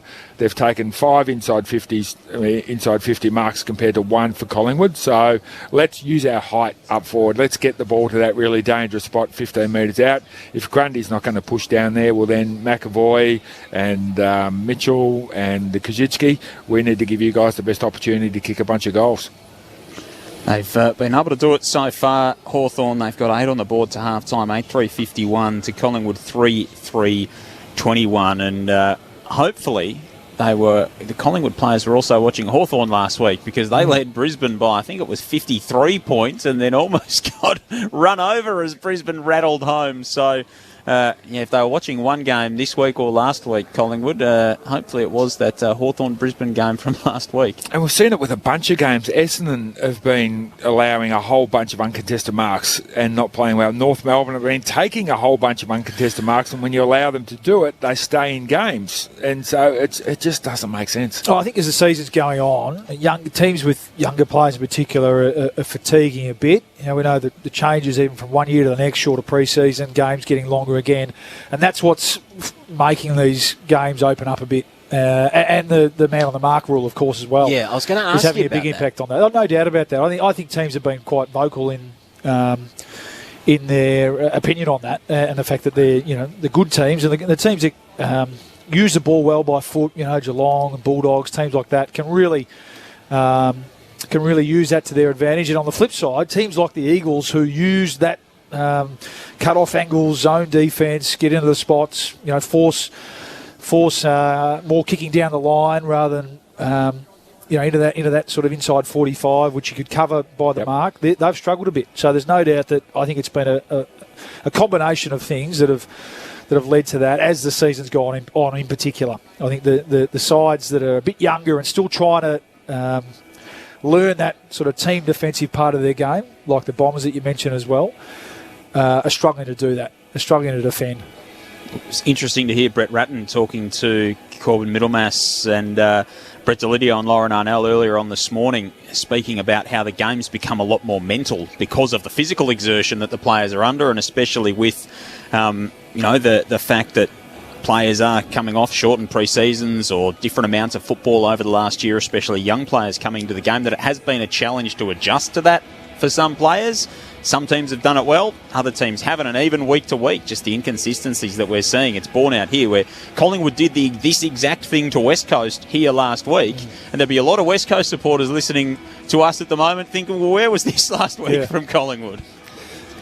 You're right, but every single coach should know that the pressure, immense pressure, is the basis of every good team. There hasn't been a great team that doesn't have that immense pressure, that fervour around the footy to win it.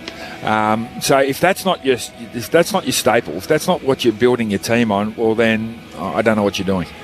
They just haven't brought it today, Collingwood, that is for sure. They trail by 30 points at half-time here at the MCG, 8-3-51 to 3-3. 21 early stages at Docklands. And it is the Western Bulldogs, 1 straight 6 to the Dons. Yet to score, of course, the late game today is a fascinating contest. Fremantle and Brisbane at Perth Stadium. That is a big opportunity for the Dockers this afternoon. You'll, of course, hear that game a little bit later on through ABC Radio and ABC Sport Digital. We've got the second half here at the MCG, not too far away. An Olympic update with Ned Hall to come as well. But first, we'll get you to the latest news headlines. David Rowlands with the latest ABC News headlines. Queensland health authorities have congratulated residents in the state's southeast due to come out of an 8-day lockdown this afternoon.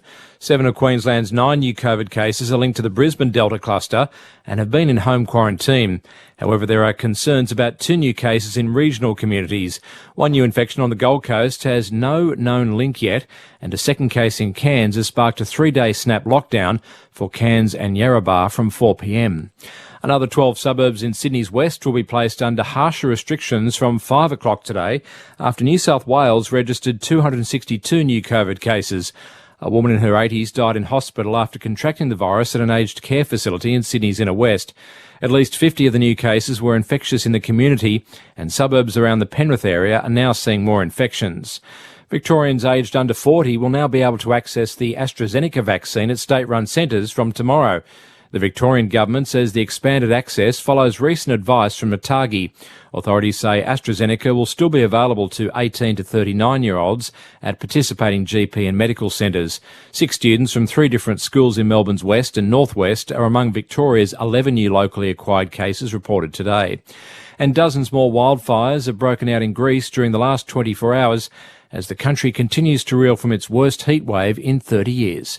ABC News. Hi. Hello. We're from the police. We're from McCallum Real Estate. Yep, sorry, that. Come home to Rosehaven one last time. Can you get a restraining order on someone because they're annoying? No, otherwise... Oh, I would have got one on you!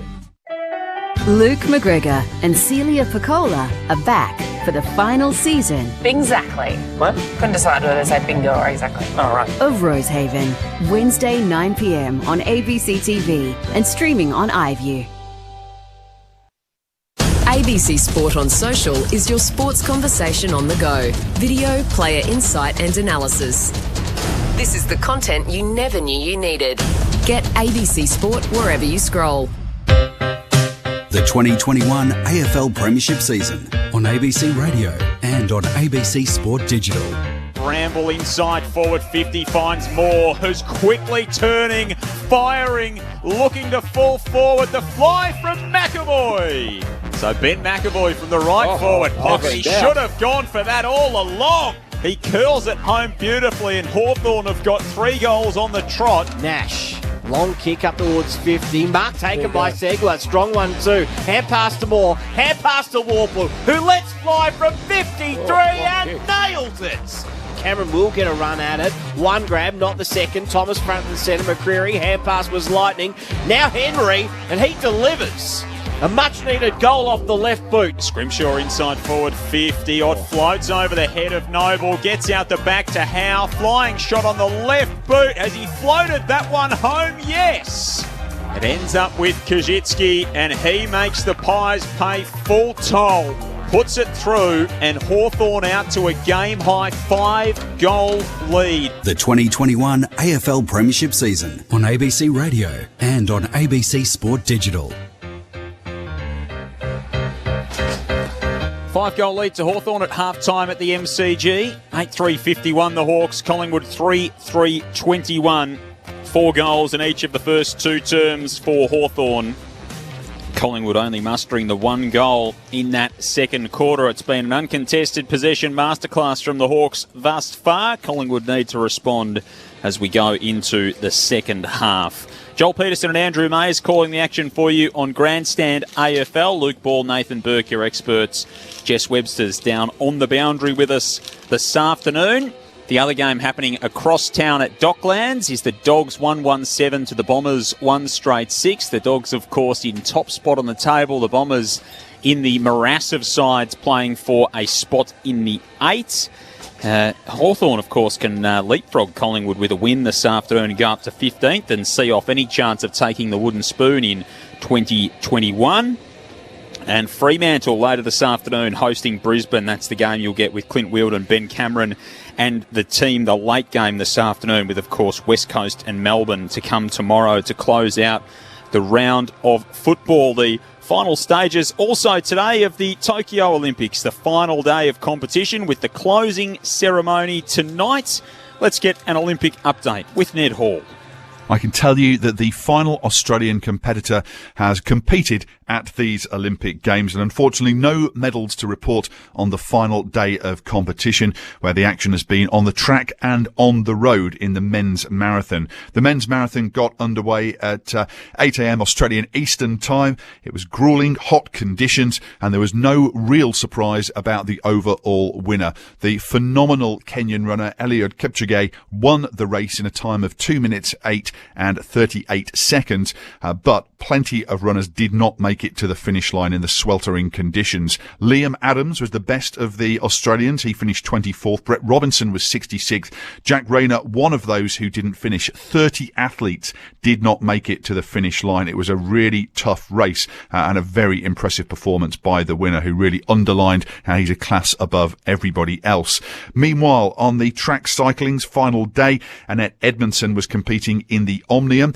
She had a good scratch race to start things off, where she was sitting in 3rd place after that race because 9 riders crashed out of that one. However, the next race after that, when they went in the tempo race, she dropped points in that, having been lapped by a number of the lead riders, and then was out early in the elimination rate and was never really a chance of picking up a medal going into the final event, the points race at the end. Jennifer Valenti, the American, taking out the gold medal there. In the men's Kieran, Matthew Richardson didn't progress from his quarterfinal, but it was a terrific day of riding from Matthew Glaetzer. He got through from his quarterfinal into the semi-final, then made it through into the final, but he couldn't take the gold medal out, or any of the medals out there, with Jason Kenny, the phenomenal British rider, breaking away from the pack as soon as the lead rider pulled aside and nobody could catch him. Raced away, was nearly 3/4 of a lap in front of the other riders that they headed into the final lap, and he held on to take out his 7th gold medal in Olympic competition. So that is all of the Australians who completed at these games. It means Australia finishes the Tokyo Games with a total of 17 gold medals, 7 silver and 22 bronze, a total of 46 Olympic medals won by the team of 470 athletes. To put that in context, it's the same number of gold medals that they won in Athens in 2004, only 4 medals less, and the team had 12 athletes less as well. It's 1 more gold medal than they achieved in the Sydney Games in 2000, when the team was a massive 630 athletes. So it goes to show this has been one of Australia's best ever Olympic Games across the board. A phenomenal performance by them. One of the gold medal winners, Matt Belcher, he'll be flying the flag at the closing ceremony tonight. A dual Olympic gold medalist. He won gold in London in the 470 class, a silver in Rio, and gold again in Tokyo with his partner in the 470 class, Will Ryan, and he will be the flag bearer at the closing ceremony. It's been quite a few weeks of Olympic coverage, but it's all done for now. The last Australian has competed, and it's all over. And that's the latest from Tokyo. Thanks, Ned. A great couple of weeks for the Australians and a great few weeks for Ned Hall, who's been phenomenal in the updates. keeping us across everything happening in Tokyo. It's a closing ceremony tonight. Some phenomenal scenes over the last 24 hours in terms of the Olympics. Of course, the Boomers last night created a real highlight. That was parlayed into Nicola McDermott in the high jump. It was an enthralling night of TV, Berkey, that ended a pretty entertaining couple of weeks. It was an amazing night. I had the app going, so I was trying to see four different things at once. TVs, don't you? Yep. Yeah, you do, but need to be in the Ark. Yeah, I was thinking the people in the Ark could have a good go. It was great, and Paddy Mills, what a great Australian he is. Yep. Everything that he does, there is to like about him, and certainly he thought. I just love it when players say, you know what, I'm going to chuck this team on my back and I'm going to go. Ably supported really well by the other players, but you could just tell there was no way he was going to crawl off that court if they weren't going to win that game. 42 points leading the Boomers to bronze, and of course following in the footsteps of so many great Opals teams over the years that have had Olympic success and World Championship success, and now the Boomers get their crack at the medals. Maisie, something amusing's floated up on social media at half-time. Just a bit of footage from Alistair Clarkson from the first half has been very entertaining, having some serious phone issues. So the poor old, looks like about a 25-year-old technician tries to come down, help him out. Clearly, it didn't get fixed, and Clarko, fair to say that phone has seen better days. It's lucky they're not 5 goals down. They're 5 goals up, because I reckon the phone wouldn't have lasted. Yeah, that's right. Just shows, doesn't it? Well, Sam Mitchell's down on the bench. So I don't know whether they're allowed to be in the same area at the same time. So otherwise Clarko would probably come down. So... Yeah, quite amazing. He's still got the passion, clearly. Only a couple of games left at the Hawks, but he's... Is there a hole in the wall yet? Well, there might be. There was one, of course, a couple of years ago. He might have just, might have just reopened it, I reckon. Might as well. Just on the way out. Just on the way out. But again, he hasn't got much to be grumpy about at the moment. They're 5 goals up and playing well, playing good footy all over the pies. So this will be interesting. We need a response here from Collingwood. I've got no doubt that their work rate would have been questioned at half-time, rightfully so. So let's hope that we get a response. And it's not even this. I mean, they've been good out of the centre. That hasn't been the issue. It's sort of been, on from that, hasn't it? And getting the ball forward in general play. So we'll see how they go. What response do we get from the Pies in this second half? It started well with Sidebottom, who gets the clearance. Hand pass to Adams, hooks around the corner. Henry might have been held without it. Umpire called play on, had his whistle in his mouth, didn't blow it. Wingard, hand pass to Warple, who got away from the to-go tackle. Hand pass to Hardwick, out wider. Just overcooked his kick, but it allowed Scrimshaw to come in late, intercept, and they get away with this, the Hawks. Out wider still to Lewis, who takes it. 55 from goal, looking to go quickly in the shadows of the Southern stand. It's a short kick. It's a good one, too. O'Meara in a mountain of space inside 50. Takes the mark 45 out. I mean, it's just a skill there, isn't it? Will Hoskin-Elliott, that was an uncontested mark, and he just dropped it over the back. It went, and the Hawks were away from there. So sometimes as a coach, Berkey, you're a coach, you just tear your hair out. I mean, they're just skill errors and unforced errors that shouldn't be made. It was Henry hard to coach against that. Henry's first. Two drop marks by Collingwood. Now it's a shot at goal by the Hawks. O'Meara to line up. He'll kick from just outside 50, lays into it. It should have the journey. It does. It's all the way, and it's a goal. Perfect start to the second half for the Hawks. 9-3-57, 3-3-21, the Pies. And it's getting very, very difficult at the start of this third term.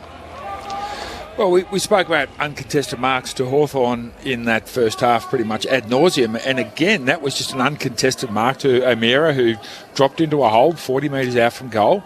It was a lovely shot at goal. He didn't sort of put much effort into it, but it flew the good 53, 54 metres. But again, Collingwood, you just can't go back and say we've got numbers here and guard grass. You've actually got to identify the dangerous players and get closer to them, which they didn't do then, and another goal to Hawks. 7 of the last 8 now for Hawthorn. Biggest win of the season for the Hawks, 38 points against Sydney after the bye in round 13. They lead by 36, 2 minutes into the third term at the MCG. laid down in the centre. Grundy and Segler tangle again. Grundy lays the tackle in the middle of the ground. Side bottom slipped over off the footy. Segler wrenches it free off to O'Meara. Kick inside the 50. It's going to come back. A free kick to Adams out of the middle for the Pies. Takes it from the back edge of the square. Rifles a kick to side bottom, who got clipped by Wingard coming past. Copped a little cheeky one on the top of the scone, did steal side bottom. Just behind the centre circles. Comes back toward the members' side to Madgen, who kicks in front of the interchange gates now for Collingwood and finds Quaynor. And this is where they're not inclined to take the contest long, are they? No. Short to DeGoey. DeGoey off one-step kick is an absolute shocker. Straight down the throat of Mitchell, who didn't have anyone within about 6 or 7 metres. His kick's not much better. Henry's able to intercept for the Pies. Went the kick. It was partially smothered. Warple bursting through. Just got his hands free. Hand pass to Mitchell to Burgoyne, who has to soccer it out of the initial congestion in there. Taken in a strong tackle with Scrimshaw. Ball spilt free from him. Burgoyne emerges with it. Hand pass to Warple. Chip over the top. Little too much on it for Mitchell, and it's coming back for the Pies. Hoskin Elliott into the middle. Grundy takes the mark in the centre circles. Held up by Lewis. Handball off to DeGoey. Chips it forward to the run of Adams. 70 metres out. Taylor Adams kicks to the pocket. Brought it back a little bit too much, and Howe's able to pick it off for Hawthorn defensively.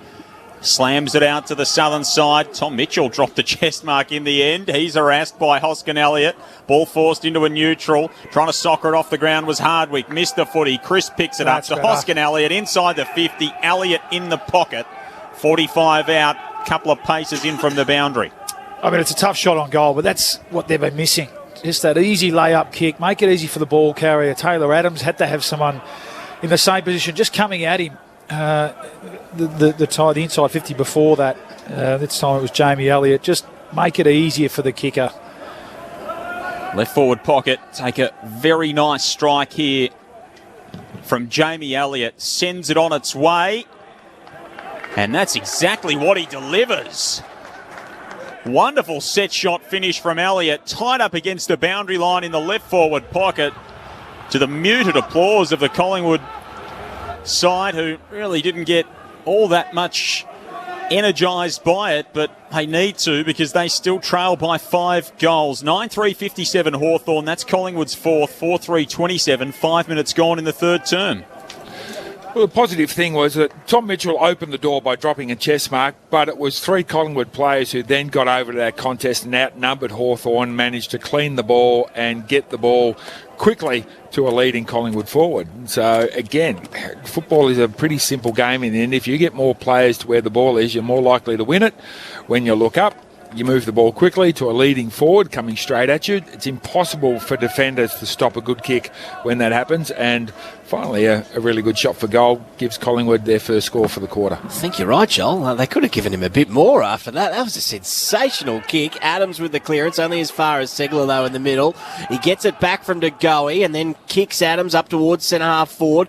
No mark taken. O'Brien came steaming out. Just getting a boot on it was Grundy. Dribbles it inside 50. Burgoyne there. Off to Frost, who has the pace to get away from Myercheck. Works the 1-2. Now Frost looks in the middle. That's a great kick to Mitchell. Opens up the field of play. Mitchell kicks inside 50. Bramble takes the mark on his chest. 40 from goal. Slight angle to the left. Oh, how good was that from Sam Frost?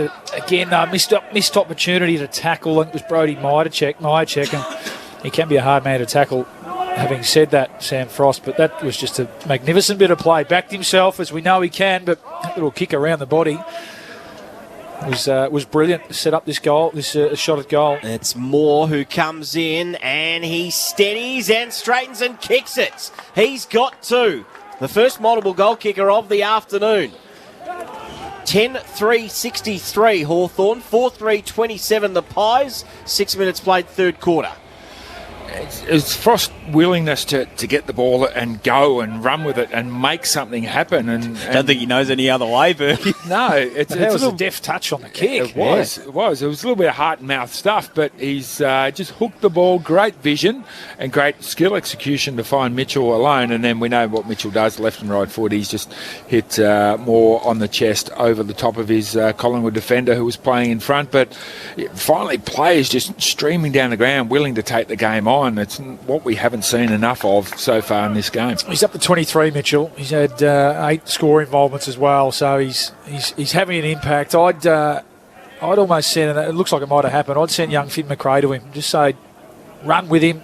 Let him teach you how to play midfield. From the restart, Wingard takes it away for the Hawks. He kicks to half forward. Moore took it on the half volley. Wingard follows up on the attacking point of the square. Handball out wide to Phillips. Phillips kicks to the pocket. Kajitsky goes to ground in the marking contest. No foul in there, said the umpire, and Phillips had it for the Pies. Quaynor lays a good tackle and wins a free kick on the last line for Collingwood. Shifts it across the back 50 from one pocket to the other. He's blasted it out of bounds on the full, and it wasn't all that close. He hasn't had the kicking boots on today, young Isaac. That's the second one out in 4, and he's missed a couple of targets. I'd love to see them try and get him into the game a bit more. Maybe throw him in the centre bounce or up on the wing. Harry Morrison takes the penalty free kick. He flares it back to where Isaac Quaynor kicked it from. That one's not out of bounds on the full. That's knocked over and out over the boundary line. It'll be thrown in. Quickly downstairs, Jess Webster. James Warple's receiving some treatment on the bench. He came off hobbling on his left foot. They've gotten the boot off, and they're just looking at the bottom of that left foot. So he's just getting patched up, and hopefully he'll be right to come back on. McAvoy out of the ruck to Moore to Wingard to Howe. Lovely delivery. He was at the top of 50, lowered the eyes, and Howe will waltz in from about 20 out directly in front. Boy, explain to me why you leave a talented guy like Chad Wingard 15 metres, 10 metres off a stoppage inside Hawthorn's forward 50. I hope you don't do it on purpose, Berkey. I hope you don't do it on purpose. I hope that's just a breakdown in communication or structure. He's already got one this afternoon. Howe in, he comes for his second and he kicks it. 3-1 to start this third term, and this is getting ugly for the Pies. 11-3-69 the Hawks, 4-3-27 Collingwood after 10 minutes in the third quarter. Yeah, I'd say it's one of those two. It's probably a half-forward's job at a stoppage, a defensive 50 stoppage, to roll down and at least be close enough. He can have an impact if the ball gets flicked back to a player like that, because he's too dangerous, you're right. And with time and space, his vision, he spotted Daniel Howe, who was also in way too much time and space, it must be said. So, again, another indication of where the Pies are at from a mindset point of view here. They're just off. They're not working hard enough defensively. And the Hawks have been good enough to make them pay. They've been great. I reckon Jess Webster was onto it early. The body language doctor downstairs reading the situation nicely for Collingwood. It's just been a flat showing from them this afternoon. McAvoy in ruck to O'Meara to Mitchell. High footy inside the 50. The run of Kajitsky. 2 hands to it. Couldn't mark. Through the legs of Sidebottom. McAvoy was there. Morrison turned into the tackle. Run down by Rusco holding the ball. He got hit by a truck then. He tried to come back into play and didn't realise he's got 3 Collingwood players behind him. Rusco takes the free kick, 35 out from the defensive Collingwood goal. Chips past the umpire and finds Howe. Margin 42 the way of Hawthorn. 11 minutes gone in the third term on Grandstand AFL. Aggressive kick by Howe is a good one. Finds De Goey at the top of defensive 50. He lays it out wide. Ball hung in the air a while. Hoskin Elliott didn't take the mark. Spoil came at the last moment. Now Moore's away for the Hawks. Delivers inside 50. Bounces in front of Lewis, who had a look at what was in the goal square. Ball sits and just stops inside the field of play. The Hawks keep it alive. Now Kajitsky, banana, goal. He has 2. And they're all getting involved, the forwards now. 12-3-75. This is turning into a mauling. 4-3-27, the Pies, after 11.5 minutes in the third quarter. It is. It's a good old-fashioned mauling. It was De Goey, it was Howe, rather, who took a bit of a chance with the kick to De Goey, who then wanted to get the ball into the open. It was the right play. It just didn't quite have the carry, and Scrimshaw, who's been great, was able to cut it off. They're sniffing blood, the Hawks. They can really sniff a big win here, and they've got their team defence, their structure set up beautifully behind the ball, and they're just stifling any sort of ball movement at all. And Geordie De Goey was trying to do the right thing, trying to get the ball going out in the open side, but Scrimshaw was good to cut it off. And then, again, just that work rate to get forward ahead of the ball, outnumber, and get themselves a shot at goal. So from the middle again, it's again McAvoy who lays it down. Nash was there, got it to Mitchell, to O'Meara, kicks to the logo members' side. Howe went up for the Hawks, couldn't take it cleanly. It's knocked down to O'Meara, to Nash, who had it knocked out of his hands by McRae in the tackle. De Goey fires in on top. Eventually it's tunnel balled out the back to Shields. He's quickly wrapped up by McCreary and De Goey. We'll have a ball up between the AFL logo and the centre circles. Ember's side. Nathan Williamson has to pitch it off Tom Mitchell there before he fires it up in the air. Mitchell, handball to Nash, dominating at the stoppages at the moment of the Hawks. The run of Bramble down the members' side wing goes inside the 50. The rise of Dylan Moore in the pack of four. Stood in front. Lewis was there. Ruffhead was there. Maynard too. And Moore beat them all to it. He marks on a 45-degree angle, 46 metres out. Handball off to Bramble, looking for his first AFL goal. Pulls the kick low into the pocket off the hands of Magin. Fisted through for a rush behind. Margin 43 the way of the Hawks. Do you know how we thought they might have sent someone to Tom Mitchell? Well, they haven't, because Stoppage on the wing stood there all by himself. Plies away through the middle here. Kick comes out very wide from McCreary. Noble's got to beat a couple. He did well to recover at ground level after dropping the initial mark. Hand pass to Main, who's got some time to make his decision. Goes to the taller Grundy, who gets out the back. Grundy into the middle. Where are the Flyers? Ginnivan couldn't take the mark. He recovers, and then he had his head taken off. He'll receive the free kick. 30 out directly in front. Better ball movement again. At least trying to play on and be a little bit bolder. They got lucky out here. It's a good contest from John Noble against two, and they're able to keep getting the ball forward. And Grundy presenting at the kicker, getting involved as well, and just a bit more, just a more dangerous entry, deeper, more central. And we've said that once today, haven't we? This young fella's got the ability to draw a free kick, and he did it again. He's going to get his head knocked off sooner or later. Kick the first. In similar circumstances, this one a little less dubious. He comes in 30 out directly in front and delivers his second for the afternoon. Becomes the first multiple goal kicker for the Pies. They've got 5. 5-3-33. 12-4-76, the Hawks. The margin is 43 points at the moment. 15 played third term. And you're right, that one was less dubious. High free kick, it was there, but he tried to do the same thing again, tried to lift the tackler's arm up over his shoulder, not wanting to get anyone concussed or anything like that, but at the moment we're rewarding him with free kicks, and he's kicked 2 goals from it, and if the umpires keep rewarding him, he'll keep doing it, and eventually one of those high hits that he causes will knock him out, and we don't want that to happen. So we need to stop it, and hopefully there's somebody at Collingwood going, mate, great, you've kicked 2 goals by doing it, but don't do it again, because we want you to have a 15-year career and not have it stifled by concussion. 2 kicks, 2 goals for Jack Ginnivan today. Crisp out of the middle for the Pies, tumbles it forwards, taken nicely by McCreary, who had the handball batted down, goes himself and kicks it through just for a behind in the end. He sort of had half control of the football for about 50 metres there, did by McCreary, and just couldn't find the finish. Margin 42 points the way of the Hawks, 16 gone third term. Burgoyne stands under the kick out, takes a good mark. Hand pass to Scrimshaw, is off and running. Hand pass through the middle to Wingard, who's inside the centre square. Long kick. Does it have the penetration to reach Lewis? Not quite. Ruffhead turned him around and received the free kick in that contest. Did well, didn't he? He was way out of position at scene. It was brilliant ball movement from the Hawks through the middle of the ground, but it's been good, Jordan Ruffhead. He's been a really consistent player this year. Ruffhead to Maynard. He kicks wide to Grundy, who opts to keep it in. He's on hands and knees, and then he yanks it out of his opposing ruckman's hands. Segler, who came in to try and steal it, it trickles out of bounds. Well, that ball movement we saw from Hawthorn, a kick to Burgoyne, Scrimshaw running past, a short handball, ball goes inside 50. That's what we haven't seen from Collingwood. There's been no proactive handballing at all. Segler slipped over.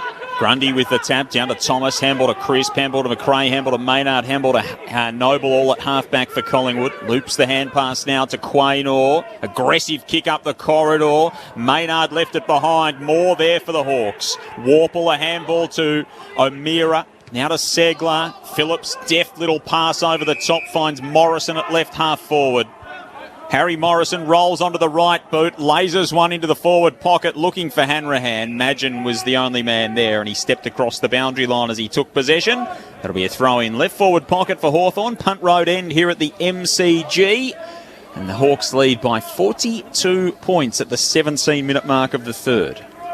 Toss back into play, Grundy. To the front of that pack, Wingard leads the race. Happy to see it over for another stoppage inside forward 50. At Docklands, it's the Dogs by 13. 21 plays 8 against the Bombers.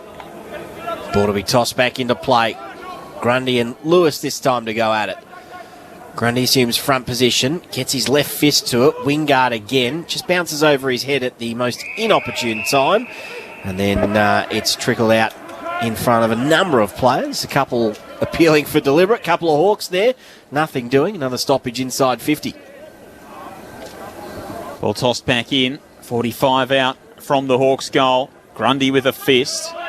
Just outside the defensive 50, the ball trickles. Hanrahan and Quaynor chase after it. It'll be thrown back in. 55 around from the Hawthorn goal. The Hawks with another 4 goals here in this term. 4 goals won. Collingwood with 2 goals won at the other end. Segler thumps it out of the ruck contest. Crisp is there for the Pies. Handball to Main. Handball to Thomas. Now back to the run of Jack Crisp with a bounce through centre half back. He thought about a second, but he flares his kick in front of Hoskin-Elliott on the southern side wing, who runs onto a bouncing ball. He's got Maynard scooting past. Maynard thumps it inside the forward 50 toward Cameron. 2 hands to it, couldn't mark. And couldn't pull it in the forward pocket. Tried to share it with DeGoey. He stepped across the boundary. And a throw in left forward pocket. Collingwood into attack. Quite come off at the end. He had position there, Darcy Cameron. Would have been great for him to be able to take that mark. But better, more encouraging signs from the Pies. Trying to access the inside and open side of the ground and stretch this Hawthorn defence. It's the Hawks by 7 goals. From the stoppage, Segler, hand pass to Bramble across the face of goal to O'Brien. His kick out in front of Phillips, who can run onto this if it sits for him. It does. He pulls his kick nicely. Moore making nice ground. Takes the mark in front of Maynard. Just backward of centre wing. Moore assessing his options. He goes backwards to O'Brien. O'Brien at left half back for the Hawks. Chips over the top to the run of Burgoyne. Burgoyne marks in front of McRae. Burgoyne has Mitchell short. In he comes. The Brownlow medalist takes it on his chest. Still at left half back here, the Hawks. They led by 5 straight goals at half time. The lead now out to 7 straight goals. Long kick.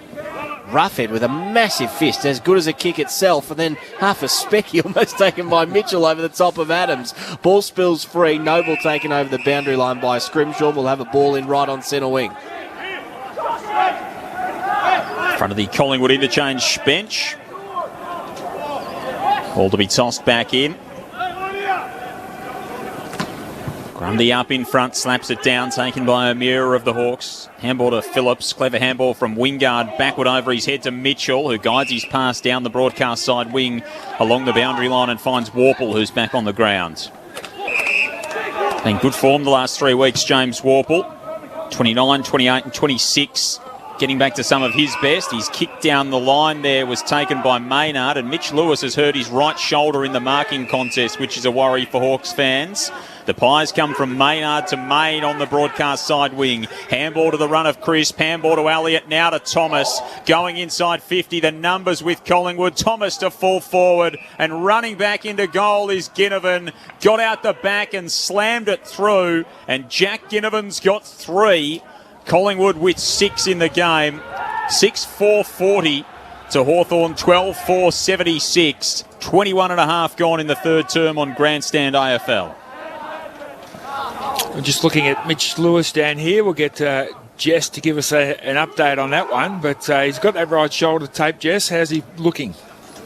Yeah, he's just having a chat to the physios and the doctors at the moment. He just managed to lift his shoulder kind of above 90 degrees, but it looks like he's heading down into the rooms, and Tyler Brockman, the medical sub, is just warming up along the boundary. So Mitch Lewis into the rooms with a right shoulder injury, and we'll wait to see if they activate their medical sub. Again, better ball use from the Pies, just being a bit bolder, just keeping energy on the ball, getting some overlap run, taking the ball off the line. That's the key. It looks like they've gotten to the point where they've said, well, we might as well have a crack at it and risk conceding a few to try and kick a few, and so far so good. Grundy up high, Wingard with the clearance though. Hand pass comes the way of Segler, who's looking for the 1-2. Segler said no thanks, kicks it inside 50 himself. And on a long lead, mark taken by Kajitsky as the ball fell short. He can almost go the journey here. He gets to 50, lays into it. It should have the carry. It is all the way to the line. Punch through for one behind Grundy, getting back just in the nick of time. 77 now, plays 40. The margin 37 points in favour of the Hawks. Maynard trots out from full-back. McAvoy nearly got a piece of that as he lunged to try and knock it out of mid-air. Russ goes up to accept it to his chest inside defensive 50 for the Pies. It all slows down in front of him, and he kicked into the man on the mark. Howe knocked it down for the Hawks, allowed Morrison to run in, but Rusco was first to it for the Pies. Handball to Elliott, handball to Main at right half back. Noble left it behind. Mitchell dives on top of him, looks at the umpire, says, how about that? The umpire says, that's okay, Tom, you can have a free kick. At left half forward for Hawthorn, 65 from home. Couple of patches of sunlight here at the MCG. Blue sky above. Beautiful Sunday afternoon. It's been just that for Hawthorn. Mitchell kicks inside the 50. Grundy spoiled by a teammate. Spilt to Nash for the Hawks. He's quickly tackled by a couple of Pies inside defensive 50 and a ball up 40 metres out from the Hawthorn goal. I think Brodie Grundy looks like he can't wait for the season to finish. He's just not his usual dominant. Nash sharks the tap on his left. What a finish. Burst through the stoppage, the big man. And he registers another for the Hawks. They've now got 13-5, 83. The Pies 6-4, 40 after 24 minutes in the third term. Well, I reckon the Hawks might have found something there in this fella. I've been watching him around the stoppages, and he knows what he's doing. He's getting himself in some really good spots. He's got some good second efforts of, if he's not at that initial contest, he'll spread, he'll get to the next two. He's not up in the 30-35 possession winners yet, but he's getting himself into some really, really good spots as that tall midfielder. Yeah, the point you made before that, I mean, Brodie Grundy just had to take that mark, didn't he? I know that he could have been protected or helped out a bit by his teammate, but you'd love to see him just clunk those. He does look like he's just going up and down on the spot a little bit today. I mean, a long year, obviously, but only the 4 marks. They're the sort of marks he's got to take if he's going to get back and help his defence. Cameron in the middle for the Pies as the ball's laid down. Mitchell, a handball up to Wingard for the Hawks, who again take it out of the middle. Awkward ball bounced over the head of Noble. It's knocked back to him along the boundary line. Thought about the handball, had to kick up the wing. Side bottom, runs straight at the interchange gates, reverses his field. Retreats with a handball to half back for Main. Drops it awkwardly onto the boot, but finds Maynard. Maynard into the corridor. 45-metre, 45-degree kick. Opens it all up for Rusco. Rusco inside 50, looking for Elliott coming across the top. Free kick going to the Pies. Advantage paid.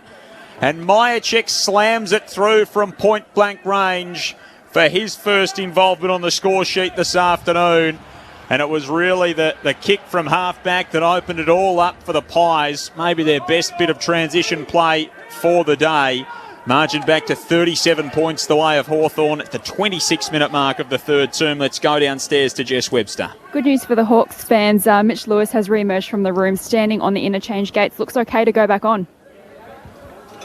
Good luck to you too. If you come to the footy next time and you sit in about row 5 or 6 in the Ponsford stand on the middle tier, you might score yourself a brand new Sharon.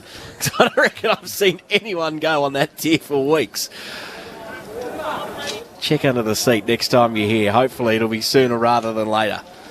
Couple of souvenirs. Yeah, Brodie Majacek. So if I don't see you in the car park after the game, get in your car, Maisie. I know where you are. That's right. Needed you one too. Back in the middle, ball bounced down, perfect bounce. Nash had his arm held by De Goey. Cameron with the clearance though, high kick inside 50. Henry got on his bike and dropped the chest mark. Did everything right, but take the ball. And then the kick coming back inside 50 didn't favour Elliott. Frost too strong in that contest, takes the mark 1-on-1. Henry's had himself in some good positions today. He's just been a little bit eager when the ball's come, just a little bit fumbly, but he's getting in the right spots. Frost, long kick. McAvoy couldn't take the mark off his hands and out for a boundary throw in right on centre wing. Yeah, he's certainly athletic, isn't he? Like his older brother. We know that, so I know they really like him down at the Pies, and he'll be better, obviously, with every opportunity he gets. Pick 17 last year. His brother Jack, the Swiss Army knife down at Geelong. Segler out of the ruck. Got it off to Phillips. Kicks up the line on the head of Warple. McAvoy did the roving. Sharp handball to Warple, who burst a couple of tackles. Kicks on the bounce to half forward. Coming up to meet it, Kajitsky. He was reading into the turf. Great tackle from Jeremy Howe. And a ball up 55 out from the Hawthorn goal. Left half forward. Couple of slide marks left behind on the turf from Howe's knees as he came in to stop Kajitsky there in the scrimmage. Bounces around from the stoppage. Hanrahan hooks it around his body high inside forward 50. Howe led the race to the footy for the Pies, and Kajitsky turns defender this time and knocks it away from him and out for a throw in the forward 50 for Hawthorn. 28 minutes played, third term on Grandstand AFL. Hawks by 37 points, toss back into play. Quainer tried to shark the tap. Cameron on hands and knees, got the hand pass out to Maynard. Then to Rusco, missed the target, allowed Phillips to kick inside. Hit the dangerous spot. No mark taken by McAvoy on that occasion. Quainer's hand pass was a little loose. It allowed Crisp to run onto it though. Bought himself a little bit of time. Works the 1-2 with Hoskin Elliott. Then out wider still to centre wing. Mark taken by Henry. Henry looking for a chip over the top. Instead going to go a little longer. Scrimshaw and Sidebottom in a one-on-one. Ball bounced on its point and allowed Sidebottom to run onto it. He hand passes to Elliott, who should gobble this up in the left forward pocket. He snaps and doesn't make a mistake. He has two. And the Pies get to 8-4-52. 13-5-83 the Hawks. The margin back to 31 points, closing in on the 30-minute mark in this third term. Well, they've been able to make the ground bigger, haven't they? They've been able to really get the ball outside of Hawthorn's team's own defence in the last 5 or 10 minutes, the Pies, and the game's really opened up. And all of a sudden they're attacking into a much more open forward line, and they're getting some one-on-ones, and that was Sidebottom, who is such a good one-on-one player, able to win that contest, and Jamie Elliott running forward. So it's only 5 goals. If the game continues at this rate, Alistair Clarkson wouldn't be wrapped with how the last 5 or 10 minutes has been played out. The Hawks certainly had them under control prior to that, but as I said, the Pies have just lifted their work rate a bit and spreading a bit better. Margin out to 49 points at the 13-minute mark of the term. Pies have kicked the next 3 since then. Hawks take it out of the middle, ends up with Nash on the forward arc for Hawthorn. Nobles there at half-back for the Pies to intercept. Handball went looking for Rusco. Morrison knocked it out in the tackle. Spilt to Shields, to Mitchell. Blind turn inside forward 50 for the Hawks. Handball went looking for Morrison. He had it slapped away by Crisp. It's over the boundary line. It'll be a throw-in, right forward pocket for the Hawks. And they lead by 31 points, 30 minutes gone here in the third quarter. Still time for both teams here. Toss back into play. McAvoy won it down off a couple of shins. Warple had a fumble. Coming out strongly, Lewis rode the tackle. Ball spilt free at the last moment. Adams, a short, in-tight hand pass to Howe, who just hits space with his kick. And it just pitches on its point, allows Hardwick to run onto it. Hand pass inboard to Burgoyne, and Burgoyne further inboard to Scrimshaw, and a rare error today from Scrimshaw, who poked the pass inside 50. It's cut off by Main. Main short to McRae. Kicked his first AFL goal earlier in the game. Nice kick from Crisp again. Well directed. Henry's gone straight up and down the mine shaft with that kick. Didn't get the purchase on it. Hit the fat side of the footy. Found its way to Sidebottom somehow. Sidebottom back laterally to Crisp. Still at right half forward for Collingwood. Wants to move it on. Short pass finds Adams. He's 60 from home. The acting captain for Collingwood sends it inside the forward 50. Segler up high, 2 hands to it. Couldn't mark for the Hawks. Does the work at ground level. And handballs to his fellow ruck in McAvoy. He got it off by hand to Kajitsky, working deep inside defensive 50. And Kajitsky's foot pass found Wingard at right half back for Hawthorn. He's happy to soak up some time, the veteran. Wingard Keeps this ball low. Cameron floating in from the side. Takes the mark on the second attempt. So maybe one last chance here for the Pies. Kick comes inboard to Crisp. Hand pass to the running Adams. Adams out wide to Henry, who marks 55 from goal. Now looking for a way inside 50. Good kick finds Thomas. And he marks 40 from goal, 45-degree angle to the right to bring the margin back to 25 points. Just the work rate from the Pies. In the last 15 minutes, all of a sudden it's the Hawks with hands on knees and hips, Berkey, and looking a bit one-paced and fatigued. And the Pies are really, if they kick this, all of a sudden they can go in with a lot of momentum. Our stats board's gone down, but I dare say the inside 50s would be heavily favoured in Collingwood's way over the last 10 minutes. 49 points they were down by. He hangs this out to the right. The margin is 5 goals even going into the final quarter. 13-5-83 the Hawks, 8-5-53 the Pies, fighting back late in that third quarter. So good news that this one is still on the line at the final change. In terms of the goal kickers, we'll start with the Hawks. 2 to Howe, Kajitsky and Moore, and singles to Burgoyne, Lewis, McAvoy, Nash, O'Meara, Scrimshaw and Warple. Meanwhile for the Pies, Ginnivan has 3, 2 to Elliott and 1 each to Henry, McRae and Myercheck. So as it was at half-time, at three-quarter time, it's a 30-point lead to Hawthorn. 13-5-83 to Collingwood, 8-5-53. The best third term in terms of scoring for the Pies all year at 5 goals, 2. So maybe a little bit of hope for the Collingwood fans out there listening this afternoon, for the Hawks fans who are trying to leapfrog the Pies with a win this afternoon. They might move up to 15th if they do snatch victory. I'll be hoping their side can hold on in what's been a pretty impressive display thus far. Final term coming up on the other side of this. Hawthorn by an even 5 kicks. This is Grandstand AFL on ABC Radio and ABC Sport Digital. To watch the latest stories from ABC News and clips from our current affairs shows online, it's time to go direct to the source. Australia's most reliable news can be found on ABC Radio, the ABC News app and the ABC News website. Download the free app now and stay across local breaking stories, updates and analysis from Australia's most trusted news. What matters to you matters to us, and it's all on the ABC News app and news.abc.net.au. The 2021 AFL Premiership season on ABC Radio and on ABC Sport Digital.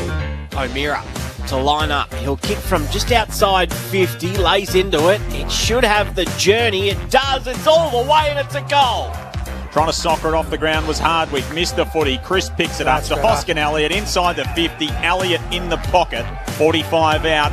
Left forward pocket. Take a very nice strike here from Jamie Elliott. Sends it on its way. And that's exactly what he delivers. It's Moore who comes in and he steadies and straightens and kicks it. He's got 2. The first multiple goal kicker of the afternoon. McAvoy out of the ruck to Moore to Wingard to Howe. Lovely delivery. He was at the top of 50, lowered the eyes, and Howe will waltz in from about 20 out directly in front. He's already got one this afternoon. Howe in, he comes for his second and he kicks it. Bounces in front of Lewis, who had a look at what was in the goal square.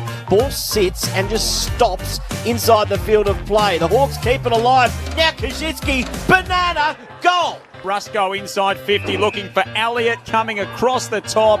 Free kick going to the Pies. Advantage paid. And Myercheck slams it through from point-blank range. An allowed side bottom to run onto it. He hand passes to Elliott, who should gobble this up. In the left forward pocket, he snaps and doesn't make a mistake. The 2021 AFL Premiership season on ABC Radio and on ABC Sport Digital. Quarter time here at the MCG. Hawthorn by 30 points. 13-5-83 to Collingwood 8-5-53. The two sides combining for 10 goals, 5 apiece in that third quarter. At Docklands, it's the Dogs by 3 points over the Bombers, 29-26. For our audience on ABC Radio and ABC Sport Digital, next you are headed to Perth Stadium for what's probably got claims to being the game of the round in the AFL. Certainly no shortage of intrigue around Fremantle and Brisbane. And that's where we send it to say a very good afternoon to Clint Wheeldon. Certainly a bit to play for, Joel. Yes, thank you. And a late change, too, for the Brisbane Lions. Jack Payne is the late out. Nothing official from the Lions as yet, but we can only assume that he hasn't got up from the knee injury that he suffered last week against Hawthorn. Was told earlier in the week that he'd be given every opportunity, but they put a line through him late. And that does mean that Keaton Coleman is the late in. And for the medical subs, Thomas Berry for Brisbane. No late changes for Fremantle. Brett Bewley is their medical sub as well. You mentioned there's a bit to play for. An opportunity for Fremantle to climb back into the 8 if they win. For Brisbane to jump up into 5th. And the Lions would know that they do need to find some form as finals approach. They've lost 3 of their past 4 games. Can they stop the slide? Can Fremantle jump back in to top 8 contention? We'll find out shortly here in the West. Cool conditions, overcast. Hopefully the game's a ripper. Joel? Thanks, Clint. Sure it will be. That game coming up a little bit later this afternoon with Clint Wheeldon, Ben Cameron and the team from Perth Stadium. Quickly downstairs, Jess Webster with some news. Yeah, Hawthorn have activated their medical sub, Tyler Brockman, who has come on to replace James Warple. So as I mentioned earlier, he came off at one stage with a left foot injury. They tried to do some work with strapping and got him back out there, but obviously he's no good. So Tyler Brockman into the game for Hawthorn and James Warple out with a left foot injury. Good on you, Jess. Nathan Burke, Luke Ball. Collingwood, any chance here in the final term? Yes, they are, if they manage to restrict Hawthorn just playing keepings off again. So the first half, Hawthorn averaged 43 marks per quarter. In that quarter, they took 19. And it looked like Collingwood had far more energy to attack when they weren't constantly defending. So if they keep the Hawks down to around about 15 marks or so, maybe they're a chance balling. Yeah, and then with the ball in hand, they need to keep playing like they did for the last 10 minutes of that quarter. They were just a bit bolder. They looked for that inside 45 a lot more. It was their better users. It was Maynard and Howe with the ball in hand. So get it to those guys, change the angle, access the open side, and get it into a far more open forward 50. Give themselves a chance to score. Goes without saying they need probably the first 2. They came back a couple of weeks ago here against Richmond, the Pies. Can they do a similar thing here in this final term? Grundy straight away down to Degoe, off to McRae, to McCreary, who got tackled over the top of Taylor Adams there by Sean Burgoyne. Adams was the innocent bystander in all that. Found himself on his backside inside the centre square. They'll do it again in ruck. Degoe's there again for the Pies. Handball batted down, spills to Mitchell for the Hawks. Up and down the mine shaft in the centre of the grounds. On the head of Moore, Rusco there with him. Magin spun out of a tackle and handball to Noble, who spun into another. He's wrapped up by Daniel Howe and will have a ball up on the Logo southern side. Hawthorn by 5 goals. Collingwood will be looking for a fast start to this final term. Degoe burst through that stoppage, then kicks up towards the teeth of 50. Mychek nudged his opponent underneath the ball, then had to dispose of it. He was almost gone, then affected a trip on Bramble, and Bramble will receive the free kick left half back for the Hawks. Connor Nash at the stoppages. He was standing next to Degoe. Degoe went at the footy. Connor Nash just stood there and watched him. So being a midfielder is not just all about how many times you can get some stats. Bramble to centre wing with his kick. Oh, huge mark up from the side and just dropped on the way down Lewis. That was a good hang. Meanwhile, the Collingwood players are able to emerge. Adams by hand to Noble. Noble inside 50. Mychek back with the flight. Strong mark in front of Frost. Might have hurt himself on the way down. He gets up. He'll be okay to take his kick. Mychek to bring the margin back to 24. Gee, Degoe's started this last quarter like he thinks they can win it, which is great, isn't he? They're going to have to put some attention into him around the stoppages, the Hawks. Just haven't seen enough of this today from Collingwood's key forwards and Mychek and Cameron, but goes back and kicks this, then we do have a ball game. Tough kick this one, 10 metres inside the boundary, right forward pocket, leans back on it and nails it. And the Pies are alive. It's his second, and the margin back to 24 points. 2 minutes into this final term on Grandstand AFL. Great finish there. It was just about 10 metres in from the boundary, kicking from around about 48 metres, but it's what they needed. Brings them back within 4 goals with a long time to go in this game. But you're right, De Goey looks like he's saying, oh, boys, come on, last quarter, let's have a crack. Let's see what we can do. We're not playing against a team on top of the ladder here. This is a team 2 spots below us on the ladder. Why are we rolling over? So let's do something special, and hopefully he can get a bit of a lift out of a few others either. And as you mentioned, it's one of the first times we've seen a Collingwood forward tall really come back and launch at the footy and clunk the football, and they're going to have to do that again numerous times to get back into this game. Margin was 24 points at the 21-minute mark when Daniel Howe kicked a goal for Hawthorn. It was the last time we got down to this kind of a gap between the two teams. From the restart in the middle, Shields shovels it forward for the Hawks. Taken by McRae across half back. Was there a trip in there? There was. And a free kick's going to Segler. 75 from home for the Hawks. Handball off to Mitchell, who was a little bit off balance. Kicks inside the 50. McAvoy, 1, 2, 3. Couldn't pull it in. More Burrows in. Sharp handball from Kajitsky up to Lewis. Lewis to Phillips. Snaps and goes right to the goal line. Knocked through by Madgen. Rushed behind to the Hawks. Margin 25 points foregone final term. He brings it in quickly. Hoskin Elliott's on here at left half back. Kick lacked penetration. Hoskin Elliott had to go fetch it. Tries to keep it in. Couldn't do so. Out of bounds left half back. And there's just a bit of urgency in the Collingwood camp at the moment. Maynard over to congratulate Hoskin Elliott there on squaring that contest. Ball to be tossed back in. 60 around from the Hawthorn goal. They lead by 25. Tap comes the way of side bottom. Side bottom onto his left boot. Great kick to Elliott. Elliott comes in and takes the mark. Hawks got one behind the ball. So that means he's a little slow to go. Now to Adams by foot. Adams pushed off his kick. Oh, ends up with McCreary, luckily. Hand pass to Goey. Inside 50. He overcooks the kick. Way over Myercheck's head. Now Frost coming the other way. He comes out wide by foot. Good disposal. And he's able to find Mitchell right half back for the Hawks. Collingwood with the past 4 goals in this game. It's 36 for Mitchell. Been great. Tom Mitchell. 13 times he's had more than 30, make it 14 today. He's been over 43 times. He's kicked there, cut off by Grundy, who marks centre of the members' wing here at the MCG. Played on, then was held up. Kick to half forward. Cameron in from the side. Hardwick the other way. The size discrepancy between the two didn't worry Blake Hardwick. He's a tough nut. He collects the handball from Mitchell and spirals it toward half forward for the Hawks. Roughhead couldn't take the footy. De Goey's there at his feet. Handball to Roughhead. Defensive hand pass to Madgen. They come up the corridor, the Pies. McRae back to Madgen. Handball to Crisp, who goes back to McRae. He'll work it from the centre of the ground. McRae, long kick inside 50. Elliott with a very early fly, way too early. He comes down pretty heavily as well, Jamie Elliott. Helped to his feet by side bottom. He'll stand the mark after giving the free kick away. Frost feeling it in front of that pack too. Free kick going the way of Hardwick, who kicks it short to O'Meara. O'Meara to right half back, out wider to Brockman, the sub, who's on this afternoon. Morple out of the game.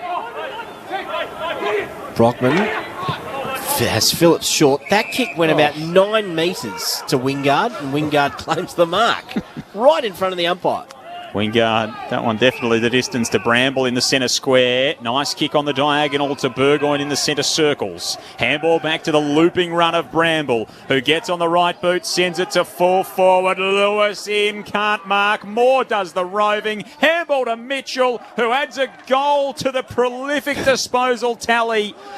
And that might see off the challenge from Collingwood as Hawthorn's margin goes back beyond 5 kicks. 14-6-90 the Hawks. Collingwood 9-5-59. It answers 4 unanswered goals for Collingwood at the 7-minute mark of the final term. I reckon I know what you're going to say, Berkey. What's that, mate? About the guy who kicked the goal, number 3? Yes. No, I was actually searching up Burgoyne's score involvements from the half-back line. Again, he was the one who just trotted into the centre circle. And numerous times today what we've seen is his ability to hit players running past with a handball. Whereas Collingwood had 3 or 4 handballs in the middle, and each time they just went that extra one. But his ability to just get it, fire off a handball to somebody running past, get the ball to the top of the goal square is why Hawks got the goal. To Goey, lightning hand pass away. McRae just got a kick away himself after he received it. Scrimshaw no mark, then taken in a strong tackle. Ball's built free at the last moment. Nash toes it back to Shields, who squeezes a kick up the middle to Segler. Segler sees something he likes outside of the centre square, and that's Howe on centre wing. He gathers and then kicks to left half forward. Nice mark taken by the sub Brockman. Brockman can wheel around from about 70 out here. Instead goes short to Mitchell. This is possession number 39.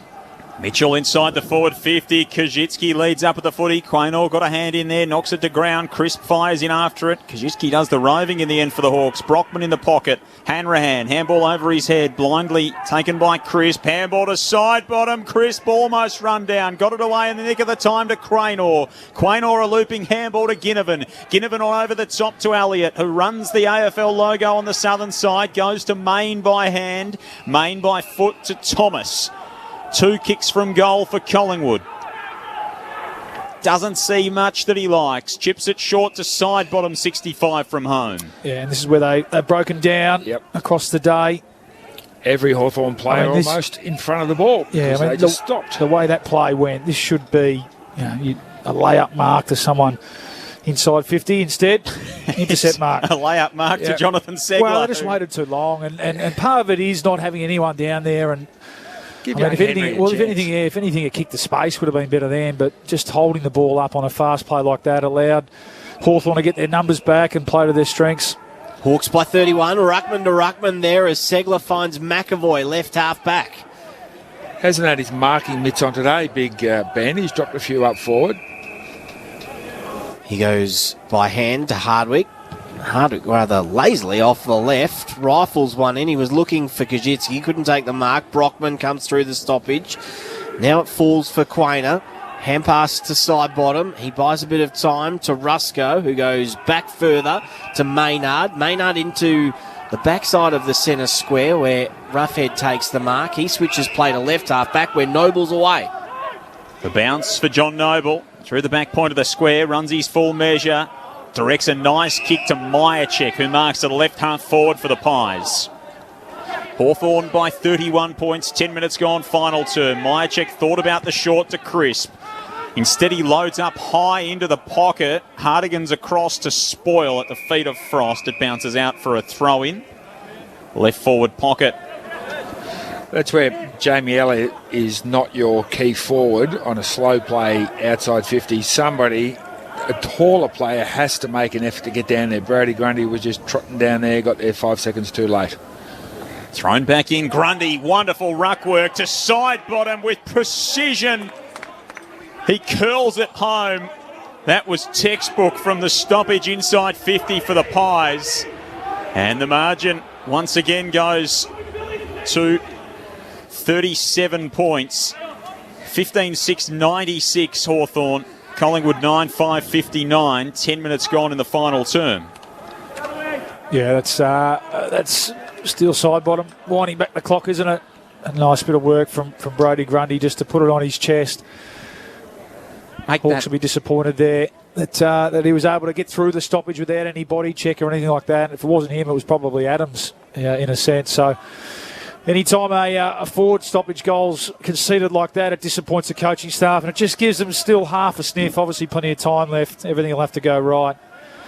It's been okay, side bottom. He's worked his way into the game. Make that 25 points at the 11-minute mark of the final. I looked up and thought, that does look wrong, and turns out that it was. Collingwood 10-5-65. Hawthorn trying to get the clearance through O'Meara. His hand pass knocked down, though. Thomas tried to rush Hardwick, who stepped around him, and then hand pass goes to Bramble, out wide, no mark taken. Hoskin Elliott to Elliott. Elliott pokes the pass. It reached Quainer on the half volley. It was a difficult one to take. Mitchell was clean. Caught one over the shoulder. Umpire says play on advantage. Hand pass comes the way of Phillips to Mitchell. Now to Nash. Nash hooks it inside 50. Awkward bouncing ball. Hanrahan tries to paddle it in front of himself. Strong was Ginnivan in the contest there. Goes out wide to Madgen. Madgen to Henry. Henry hooks it around the body. It's a good kick too. Main takes it, tracking back with the flight. Main on over the top to side bottom, collects on the half volley. He's stepped across the line by Tim O'Brien and a throw in. Just little skill errors like that, Berkey. It's going to really cost them today. Even the one out here, that the target that have to be hit. Those, and it just brings the opposition's pressure into the game. Ball tossed back in. McAvoy in front of Cameron. Knocks it down to his feet. They dive on top of the footy. Cameron's among the tacklers as Jager O'Meara picks himself up off the ground. It's all about care, isn't it? But you're just caring to actually get the ball to your teammate in a better spot, because all of those players can do it, but they just don't care enough. Hawks from the stoppage. O'Meara, handball to Morrison, handball to Mitchell. High kick inside the 50. Rusco got up, 2 hands to it, couldn't take it. Quaynor collects the crumbs for the Pies. Shoots the handball through the traffic to Howe. Jeremy Howe kicks long down the line, and in a pack of 5, the outstretched arms of Tim O'Brien drags in the footy for the Hawks. I wouldn't mind them caring about Tom Mitchell having 42 early in the last quarter, Berkey. I know halves probably despised as taggers, having dealt with them his whole career as a player, but I feel like there's probably a missed opportunity today, even in the second half, just to throw even young Finn McRae, just to say, OK, son, we know you can find the footy, but if you're going to be a 200-game midfielder, you need to learn how to play like this bloke. And you can run with Mitchell because he's not an explosive player. He's an accumulator. He's just a workhorse. I think there's a missed opportunity there today. Stoppage right half forward here for the Hawks. O'Meara tried to spin out of the Adams tackle. Adams grabbed him and was never letting go. A ball up it'll be right half forward. O'Meara gets to his feet, hands the ball back to the umpire, tosses it up straight away. Cameron down to side bottom. Side bottom off his left. Kicks an end over end ball. Grundy couldn't take it cleanly. Hardigan on hands and knees. Farms it out by hand to Shields, to Bramble. And then the kick down the ground was paid for Phillips there as he was pushed off it. Today, haven't yeah. Well, they set the scene early with a stinker and had to follow through with all the other ones. Nash to receive the ball just forward of centre wing. Nash likes something in the centre square. That's Hardwick. Hardwick takes the mark, plays on immediately to Bramble, who can get motoring. He kicks a high ball to the hot spot. McAvoy couldn't get a run at it. Cameron stands tall in that pack. Good mark. Chips to Maynard. Maynard out toward the broadcast side. Grundy sits under it. Coming across to spoil it at the last minute was Nash. Spilt to Phillips. Tumbles a kick inside the forward 50 for the Hawks. Brockman paddles it on toward the goal square. Dylan Moore collects the handball from Hanrahan and had a little bit too much hook on his snap. It misses to the left-hand side. Margin 26 points the way of the Hawks. 15 gone in the final quarter on Grandstand AFL. Coming up for you next, Freo and Brisbane from Perth Stadium. Kick out to Roughhead. Back inboard to McRae. Who goes to Howe. Howe takes the mark inside defensive 50. Has a bounce. Plenty of space in front of him to run into. Keeps the ball low. It's a good kick to Crisp, who's looking inboard. Instead he goes wider to right half forward.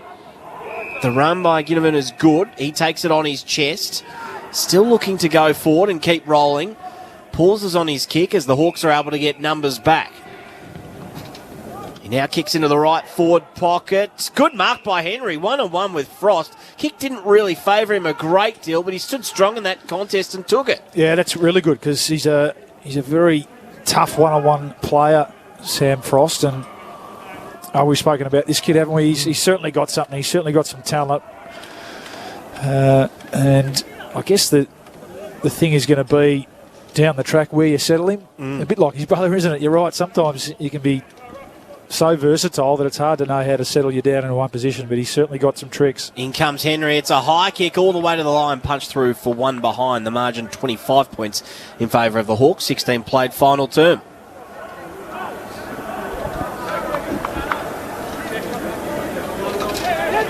Hardwick to bring it in for Hawthorn. Just dries his hands as he leaves the ball at his feet. Waltzes to the front of the defensive goal square. Stands on the point. Sorry, Joel, he's been terrific today, Hardwick, particularly in that first half where they set the game up. Game number 100. Just comes over the top of McAvoy. How good is it to see that again? Pulls in a hanger, Jeremy Howe. Handball's off to Magin. Magin drives it inside the 50 and Cameron drags it in. Well, and they're pumped up his teammates too. They run over to him, Jeremy Howe. This brings it back within three and a bit, Berkey, so plenty of time. Still just under 8 minutes to go. Yeah.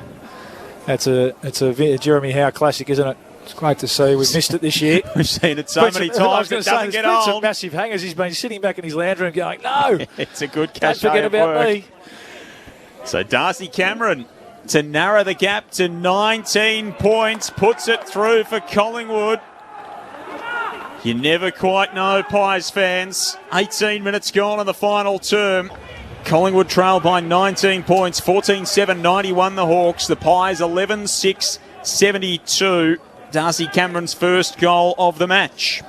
Well, their centre bounce work today has been good, and it needs to be good now because they need to get the ball going their way. It's too hard to get it from one end of the ground to the other. So centre bouncers, they got in there, got some guns in there.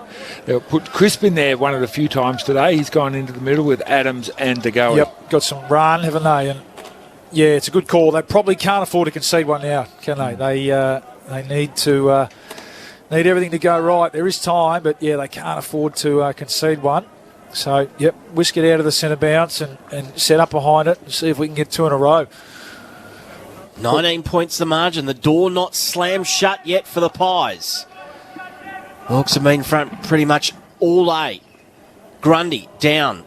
Was looking for Adams, then became the tackler with Adams. Another stoppage inside the centre circles. They took the lead at the 2-minute mark, Maisie, and they've held it since. Tossed up. Grundy down to Adams, so they do have the clearance here, the Pies. High kick inside 50, Scrimshaw read it beautifully, had his name written all over that.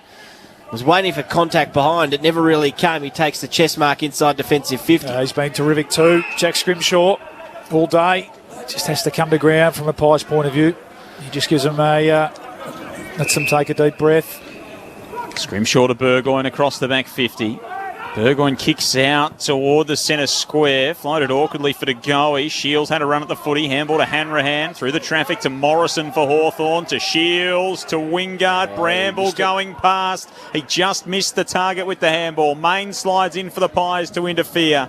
Side bottom handball blindly over his head looking for McCreary. Taken by Phillips. And they work it forward, Hawthorn. Wingard to Bramble. Bramble through 55 metres out. Kicks to full forward. Kazicki stretches and marks 20 metres out, 45-degree angle to the left. Geez, the over-the-head handball, no looker. It wasn't the one, was it? No. In a situation like this, I mean, they're okay when you're 10 goals up, but just missed the target by a long way. And again, the turnover at halfway, and the Hawks have looked dangerous when they've been able to do that today with their height forward of the ball. There's nothing Isaac Quainer could do there. This one hurt. This one will hurt. Jacob Kazicki should be elementary from 25 metres out.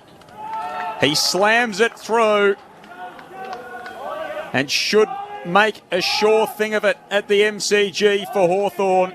They'll leapfrog Collingwood on the ladder after jumping them here in the contest. 15-7, 97 to Collingwood 11-6, 72.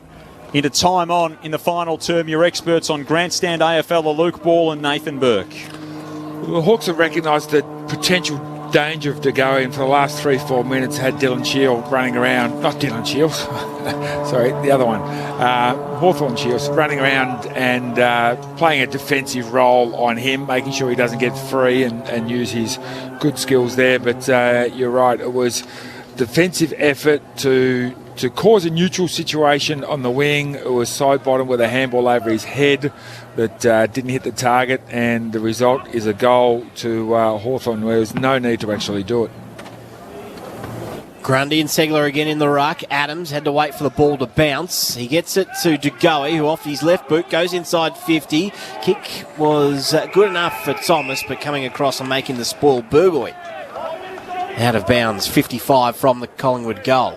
Just gives them that breathing room, doesn't it? You know, The Lions came hard at the Hawks late last week, so they are susceptible to a fade out. But that one really does hurt. Grundy down looking for Crisp.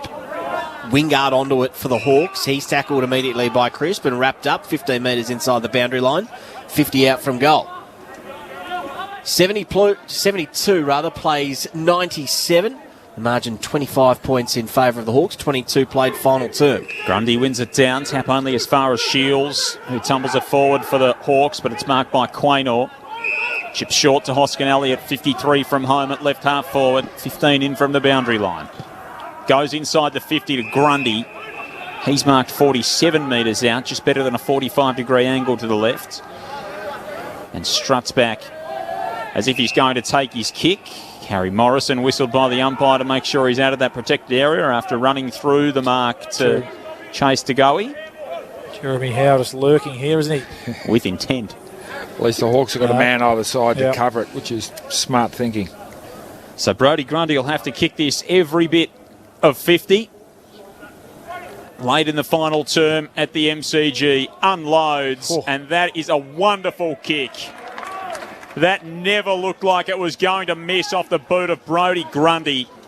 And the Pies again close to 19 points behind the Hawks, and they are just hanging around here at the MCG. They won't go down without a fight. 23 gone in the final term.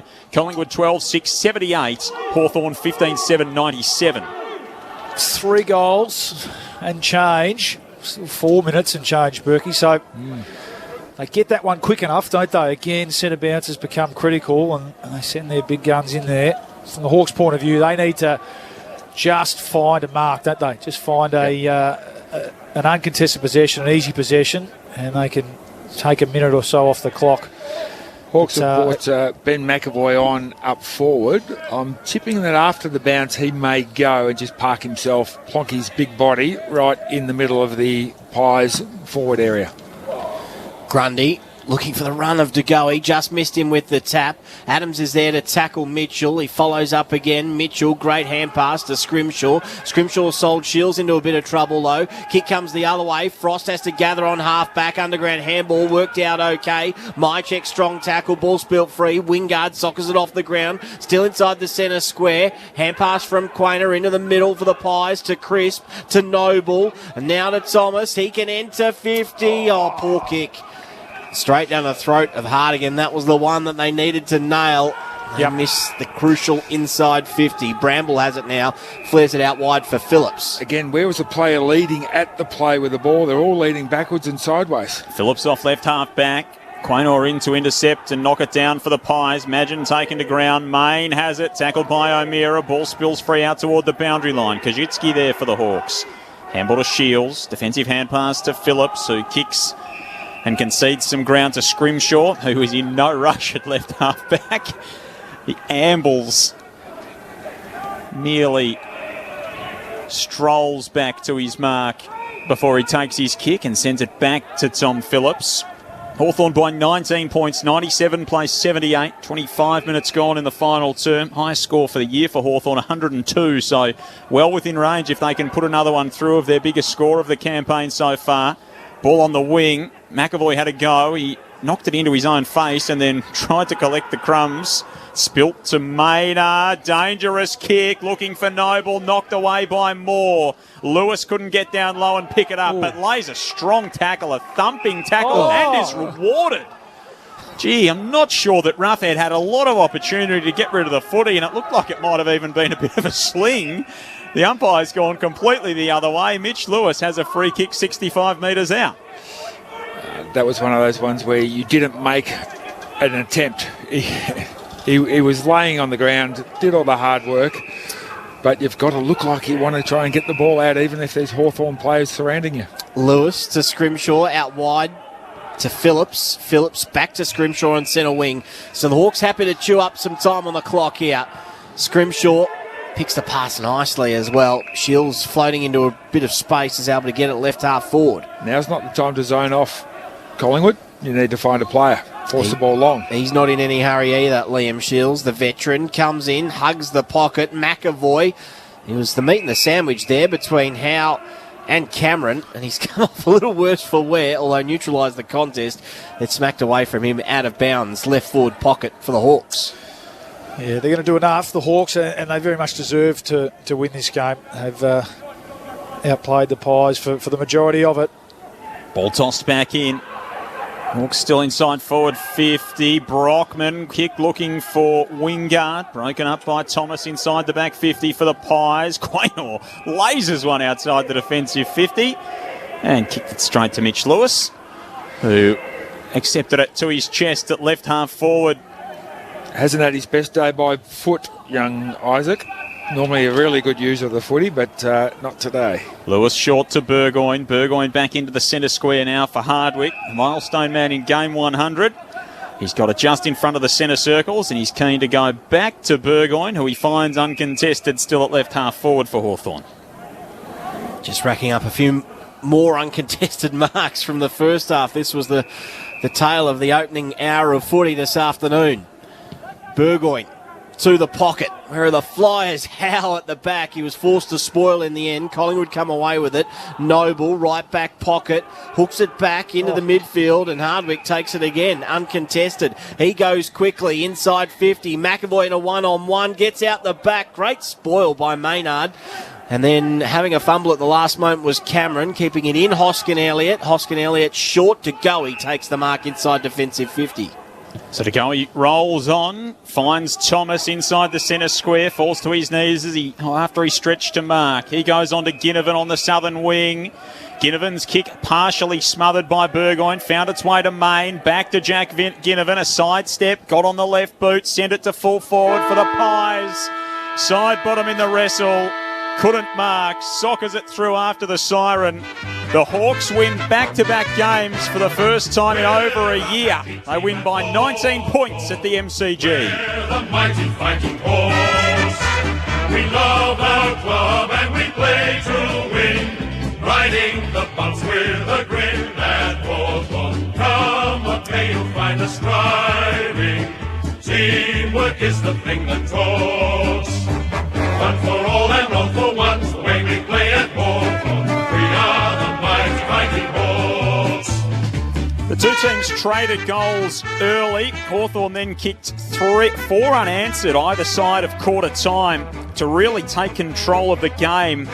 They really burst out of the blocks, did the Hawks, after quarter time. They led by 49 points in the third term before a late Collingwood charge narrowed the gap, but the Pies couldn't get any closer than 19 points toward the closing stages, and that is Hawthorn's margin of victory, 15-7-97 to 12-6-78, and the Hawks make sure they won't be taking home the wooden spoon in season 2021. We're the mighty fighting Hawks. We love our club and we play to win. Riding the bumps with a grin at Hawthorn. Come what may, you'll find us striving.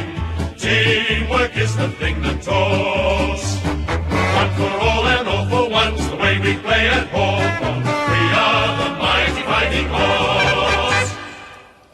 So the Hawks on season 2021 moved to 6-1-13. They've got a tally of 26 premiership points in the bag. They are 2 wins and 10 or 12% ahead of North Melbourne, who sit last. So out of the danger zone, they leapfrog Collingwood, who fall to 16th after today's game. The Hawks with the Western Bulldogs and Richmond to come. Collingwood with Brisbane and Essendon. The goal kickers in the match today for Hawthorn: Jacob Kajitsky kicked 3, 2 goals to Moore, 2 goals to Howe, singles to Scrimshaw, Nash, O'Meara, Burgoyne, McAvoy, Warple, Mitchell and Lewis. For Collingwood, 3 goals to Jack Ginnivan from, well, I reckon he only had 4 kicks. He might have had his 4th kick on the outer wing toward the closing stages there. 2 goals to Brodie Myercheck, 2 goals to Jamie Elliott. Both of those came in the third term. And singles for the Pies to Grundy, Cameron, Finlay McRae with his first AFL goal, and Ollie Henry. Just over 10 minutes before we get you to Fremantle and Brisbane with Clint Wheeldon, Ben Cameron, Shane Woden and Cara Antonio to close your Sunday at the footy. At Docklands, it's half-time. It's Essendon 44 leading the Western Bulldogs, the top of the table Dogs, 41. But here at the MCG, we've seen a 19-point win to Hawthorn Luke Ball and Nathan Burke. Bally, what did you make of that? They had it on their terms in that final term, Collingwood, but they just couldn't make enough of a charge after Hawthorn built that pretty sizable advantage in the early stages of the game. Yeah, deserved winners, the Hawks, and you talk about on their terms. That's what they had it for. For the majority of the game, the Hawks they controlled the footy. They were attacking both ways. We spoke about them really being able to take what Collingwood were giving them. When Collingwood didn't want to defend, they chipped the ball around and maintain possession, which we know they can do. They were also comfortable to kick to the contest and try and take advantage of their tools forward of the ball. And the young forwards are getting better week in, week out. They all had their moments today. At the other end, Collingwood were really bereft of options, Berkey, in that forward half. They certainly had enough of the footy around the clearance, centre clearance in particular. The Pies were dominant, and they were pretty even in terms of the numbers around that as well. Clearances around the ground and contested footy, and even inside 50s, they were reasonably even. But just Hawthorn's efficiency and the ability to be able to use the ball a bit better by foot and take advantage of those inside 50s was the difference in the end. The Pies were sloppy at times. They were outworked for a big part of that second quarter in particular, and that's where the Hawks were able to kick away and build that match-winning lead. So thoroughly deserved. I thought they had the best handful of players on the ground. The Hawks, the Pies had a few that tried hard through the middle of the ground in particular. De Goey, Adams always tries hard. De Goey continuing on his good form through the middle of the ground. Crisp always tries hard, and Sidebottom kept whacking away, but no real winners at either end of the ground. Maynard was pretty good behind the ball, but certainly forward of the ball is where the Pies' issues are at the moment. And the Hawks, in the first three quarters in particular, were able to set up behind the ball and get the game on their terms. And as I said, thoroughly deserved their win today. Yeah, a bit disappointed in Collingwood. I really wanted to see them take another step in taking that game on. But having said that, there's no doubt in my mind that Alistair Clarkson has also seen what they've been doing over the last couple of weeks and said, let's not give them that. So I think a lot of it was Collingwood, let's continue that, let's look through the middle. But when they look up, Hawthorn tended to have their zone around about 25 metres from the play with the ball. There's probably about 9 players in that 25-metre zone around the play with the ball. And the Collingwood players had an inability to look over that to find targets. And when they couldn't look over that little zone 25 metres from the ball, they just then decided, you know what, I can't do anything with it. Here, Maisie, you're 15 metres away. I'll give it to you. You do something with it. And there's a lot of that absolving of themselves of responsibility because Hawthorn really clogged up where they've been taking the ball of late. And look, they're just a youngish team. They're learning how to play, so those sorts of things are going to happen. And you put a lot of that down to Hawthorn really nullifying what the Magpies wanted to do. But certainly forward of the ball, they need to find some answers there going forward, because I think what they're showing at the moment is not going to be enough to get them up into that top echelon in the next couple of years. So they need to, hopefully they've got some there hidden away that can make that leap up, because at the moment that forward line is not going to win you games against good teams. No, Darcy Cameron, who they brought down, has been pretty solid, I think, and they're favouring him over Mason Cox at the moment. Elliott, we know we've seen a lot of, obviously, and then around that it's Ginnivan at the moment, McCreary, and young Henry, isn't it? So I mean, they've only played 10 games between them, really. So that is a factor. There's no doubt about that. They're Myercheck's obviously the other one who's possibly just not being as effective, having to be number 1 or 2. When he was a few years ago, when he was able to be that real workhorse, that connector between back and forward, and not the real focal point. He was super effective, wasn't he? But he hasn't had as good a year. So, there's no doubt they're aware of those challenges. Key forwards don't grow on trees, do they? Good, big gun key forwards don't grow on trees. So they need to keep developing what they've got within. And we saw signs from Henry. We've seen signs from a few of them. Ginnivan clearly knows where the goals are. He got on the end of a few today. So. But I agree with you. I was a bit disappointed by just their general intensity today and their willingness to probably, and where it shows up most is when they're having to defend, having to try and cut off that uncontested mark game. Try and intercept, try and sort of sniff blood around that for too long throughout the game today. They weren't able to do that. And credit to the Hawks, they took it off them. What would Collingwood give for a Kazitsky or a Mitchell Lewis? Yeah, well, all of a sudden, Tim O'Brien's been pushed down the other end, hasn't he? So all of a sudden, the Hawks do have a bit of excitement in terms of key posts, don't they?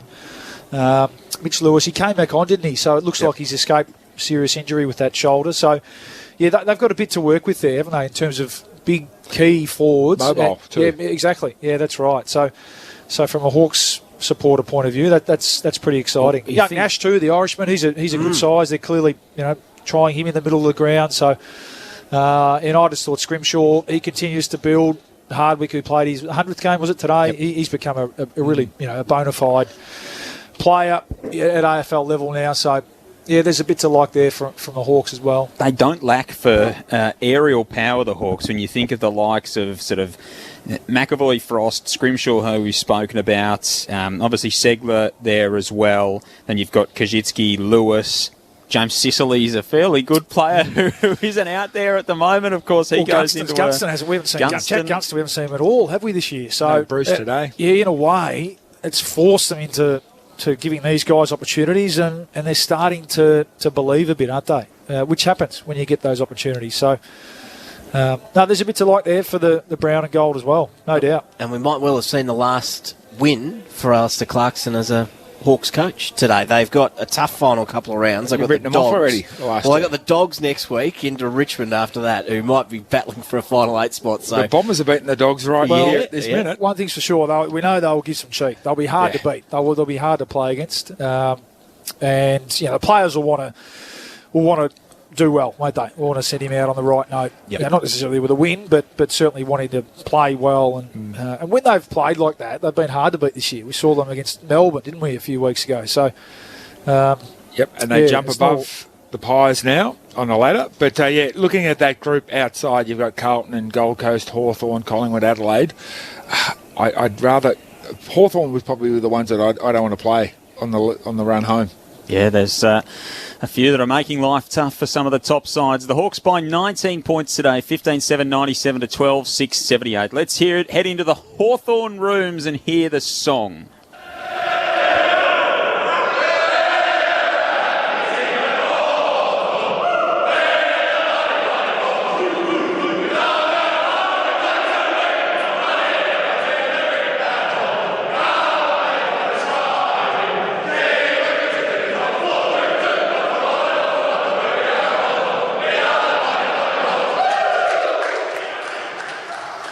They are a happy team at Hawthorn. They win by 19 points over Collingwood, the first time that they've won back-to-back games since round 3 and 4 last year. And they go back-to-back against the Pies as well after beating Collingwood in round 6 of last season. Around 3.5 minutes until we send you to Freo and Brisbane. Clint Wheeldon, Ben Cameron, Shane Woden, Cara Antonio and Bridget Lacey, your call team for that one. That will be a fascinating game to take you through the latter stages of your afternoon at Docklands across town here in Melbourne. It is Essendon 7-3-45 to the Western Bulldogs 6-6-42, and it's in the early stages of the third term in that game. The votes in the ABC Footballer of the Year. Luke Ball, you've got the honours. Yes, I'm going to give one vote to Blake Hardwick in his 100th game. Actually, let me get the stats up here. I just thought he was great. And he's just such an accomplished player now. We know he was drafted as a forward, where he played kicked all his juniors. Stack of what goals. Did he kick? Eastern Range, was it 100? Was it something like that? Yeah, I know. I think he kicked about 14 in one game in his draft year. Yep. Yeah, well, it's just a good example, isn't it, of good coaching to realise that this guy, we can put him behind the ball. He's a smart player, clearly. He knows where the ball's going to go, and he's a beautiful kick. He's a great user. He's had 28 possessions today. Got a couple of junk ones late, 11 marks. Just thought he was great. I'm going to give 2 votes to Jack Scrimshaw, who, in a similar vein, I don't think he was drafted as a defender. He was likened to Marcus Bontempelli coming through as that sort of tall midfielder. Obviously, didn't quite work at the Suns, and he's come down and he's now starting to really show why he was a top 10 pick, I think. And I thought he was terrific, in particular in that first half. He had 15 and a goal in that first half and set the game up. Finished with 12 marks as well, and a pretty clear 3 votes to Tom Mitchell, who's had 44 possessions, 10 marks. Was it 10 score involvements and 2 goals? 12, sorry, and 2 goals. 400 metres gained, 7 inside 50s. He's just he's a marvel. Putting someone on him. Yeah, well, I just think, we called it in that last quarter, just maybe a missed opportunity there. Maybe Harves is against it, isn't pro-tagger, based on what he had to put up with when he was playing for nearly all of his 380-odd games. But it's funny, I feel like at some stage in the second half, it would have been an opportunity just to send either a side bottom to him, who's done that before, or a young kid. So, right, go and learn off the best. And he was magnificent today. If you have a forward who's kicking a bunch of goals, you put a different defender on him. Just try and stop him. Your best defender, yeah. If you have a halfback flanker who's chopping you up, running down the ground, you'll put a negative half forward on you. But if you get a midfielder that's chopping you up, you just go, yeah. It's a good point. Oh, well. Well, it's just the way, it's just because of the way he's not flashy, he's not a burst player, but he just... Even you look at the numbers, you go, this guy's actually now involved in all their scores. He either starts them in the middle of the ground, or today he was actually getting up and back, wasn't he? And slipped into spots forward of centre. He's not a goal kicker, but he kicked 2 today. So at some stage, I think you've got to say, right, that's enough. But wasn't to be today, and he was magnificent, the Brownlow medalist. He was. He led the way as Hawthorn led Collingwood. A merry dance on way to a 19-point victory. Thanks, Berkey. Thanks, Bawley. Thanks, Good Joel. fun this afternoon. Thanks to Andrew Mays, to Jules here, to Adam back in the studio. So Hawthorn leapfrog Collingwood and go up into 15th, and they won't finish bottom of the table in season 2021. Next, you headed to Perth Stadium, a big game for the Dockers. Huge opportunity for them against the Lions. Clint Wheeldon and Ben Cameron leading the team to take you through the rest of your afternoon here on Grandstand. Hawthorn by 19 from the MCG.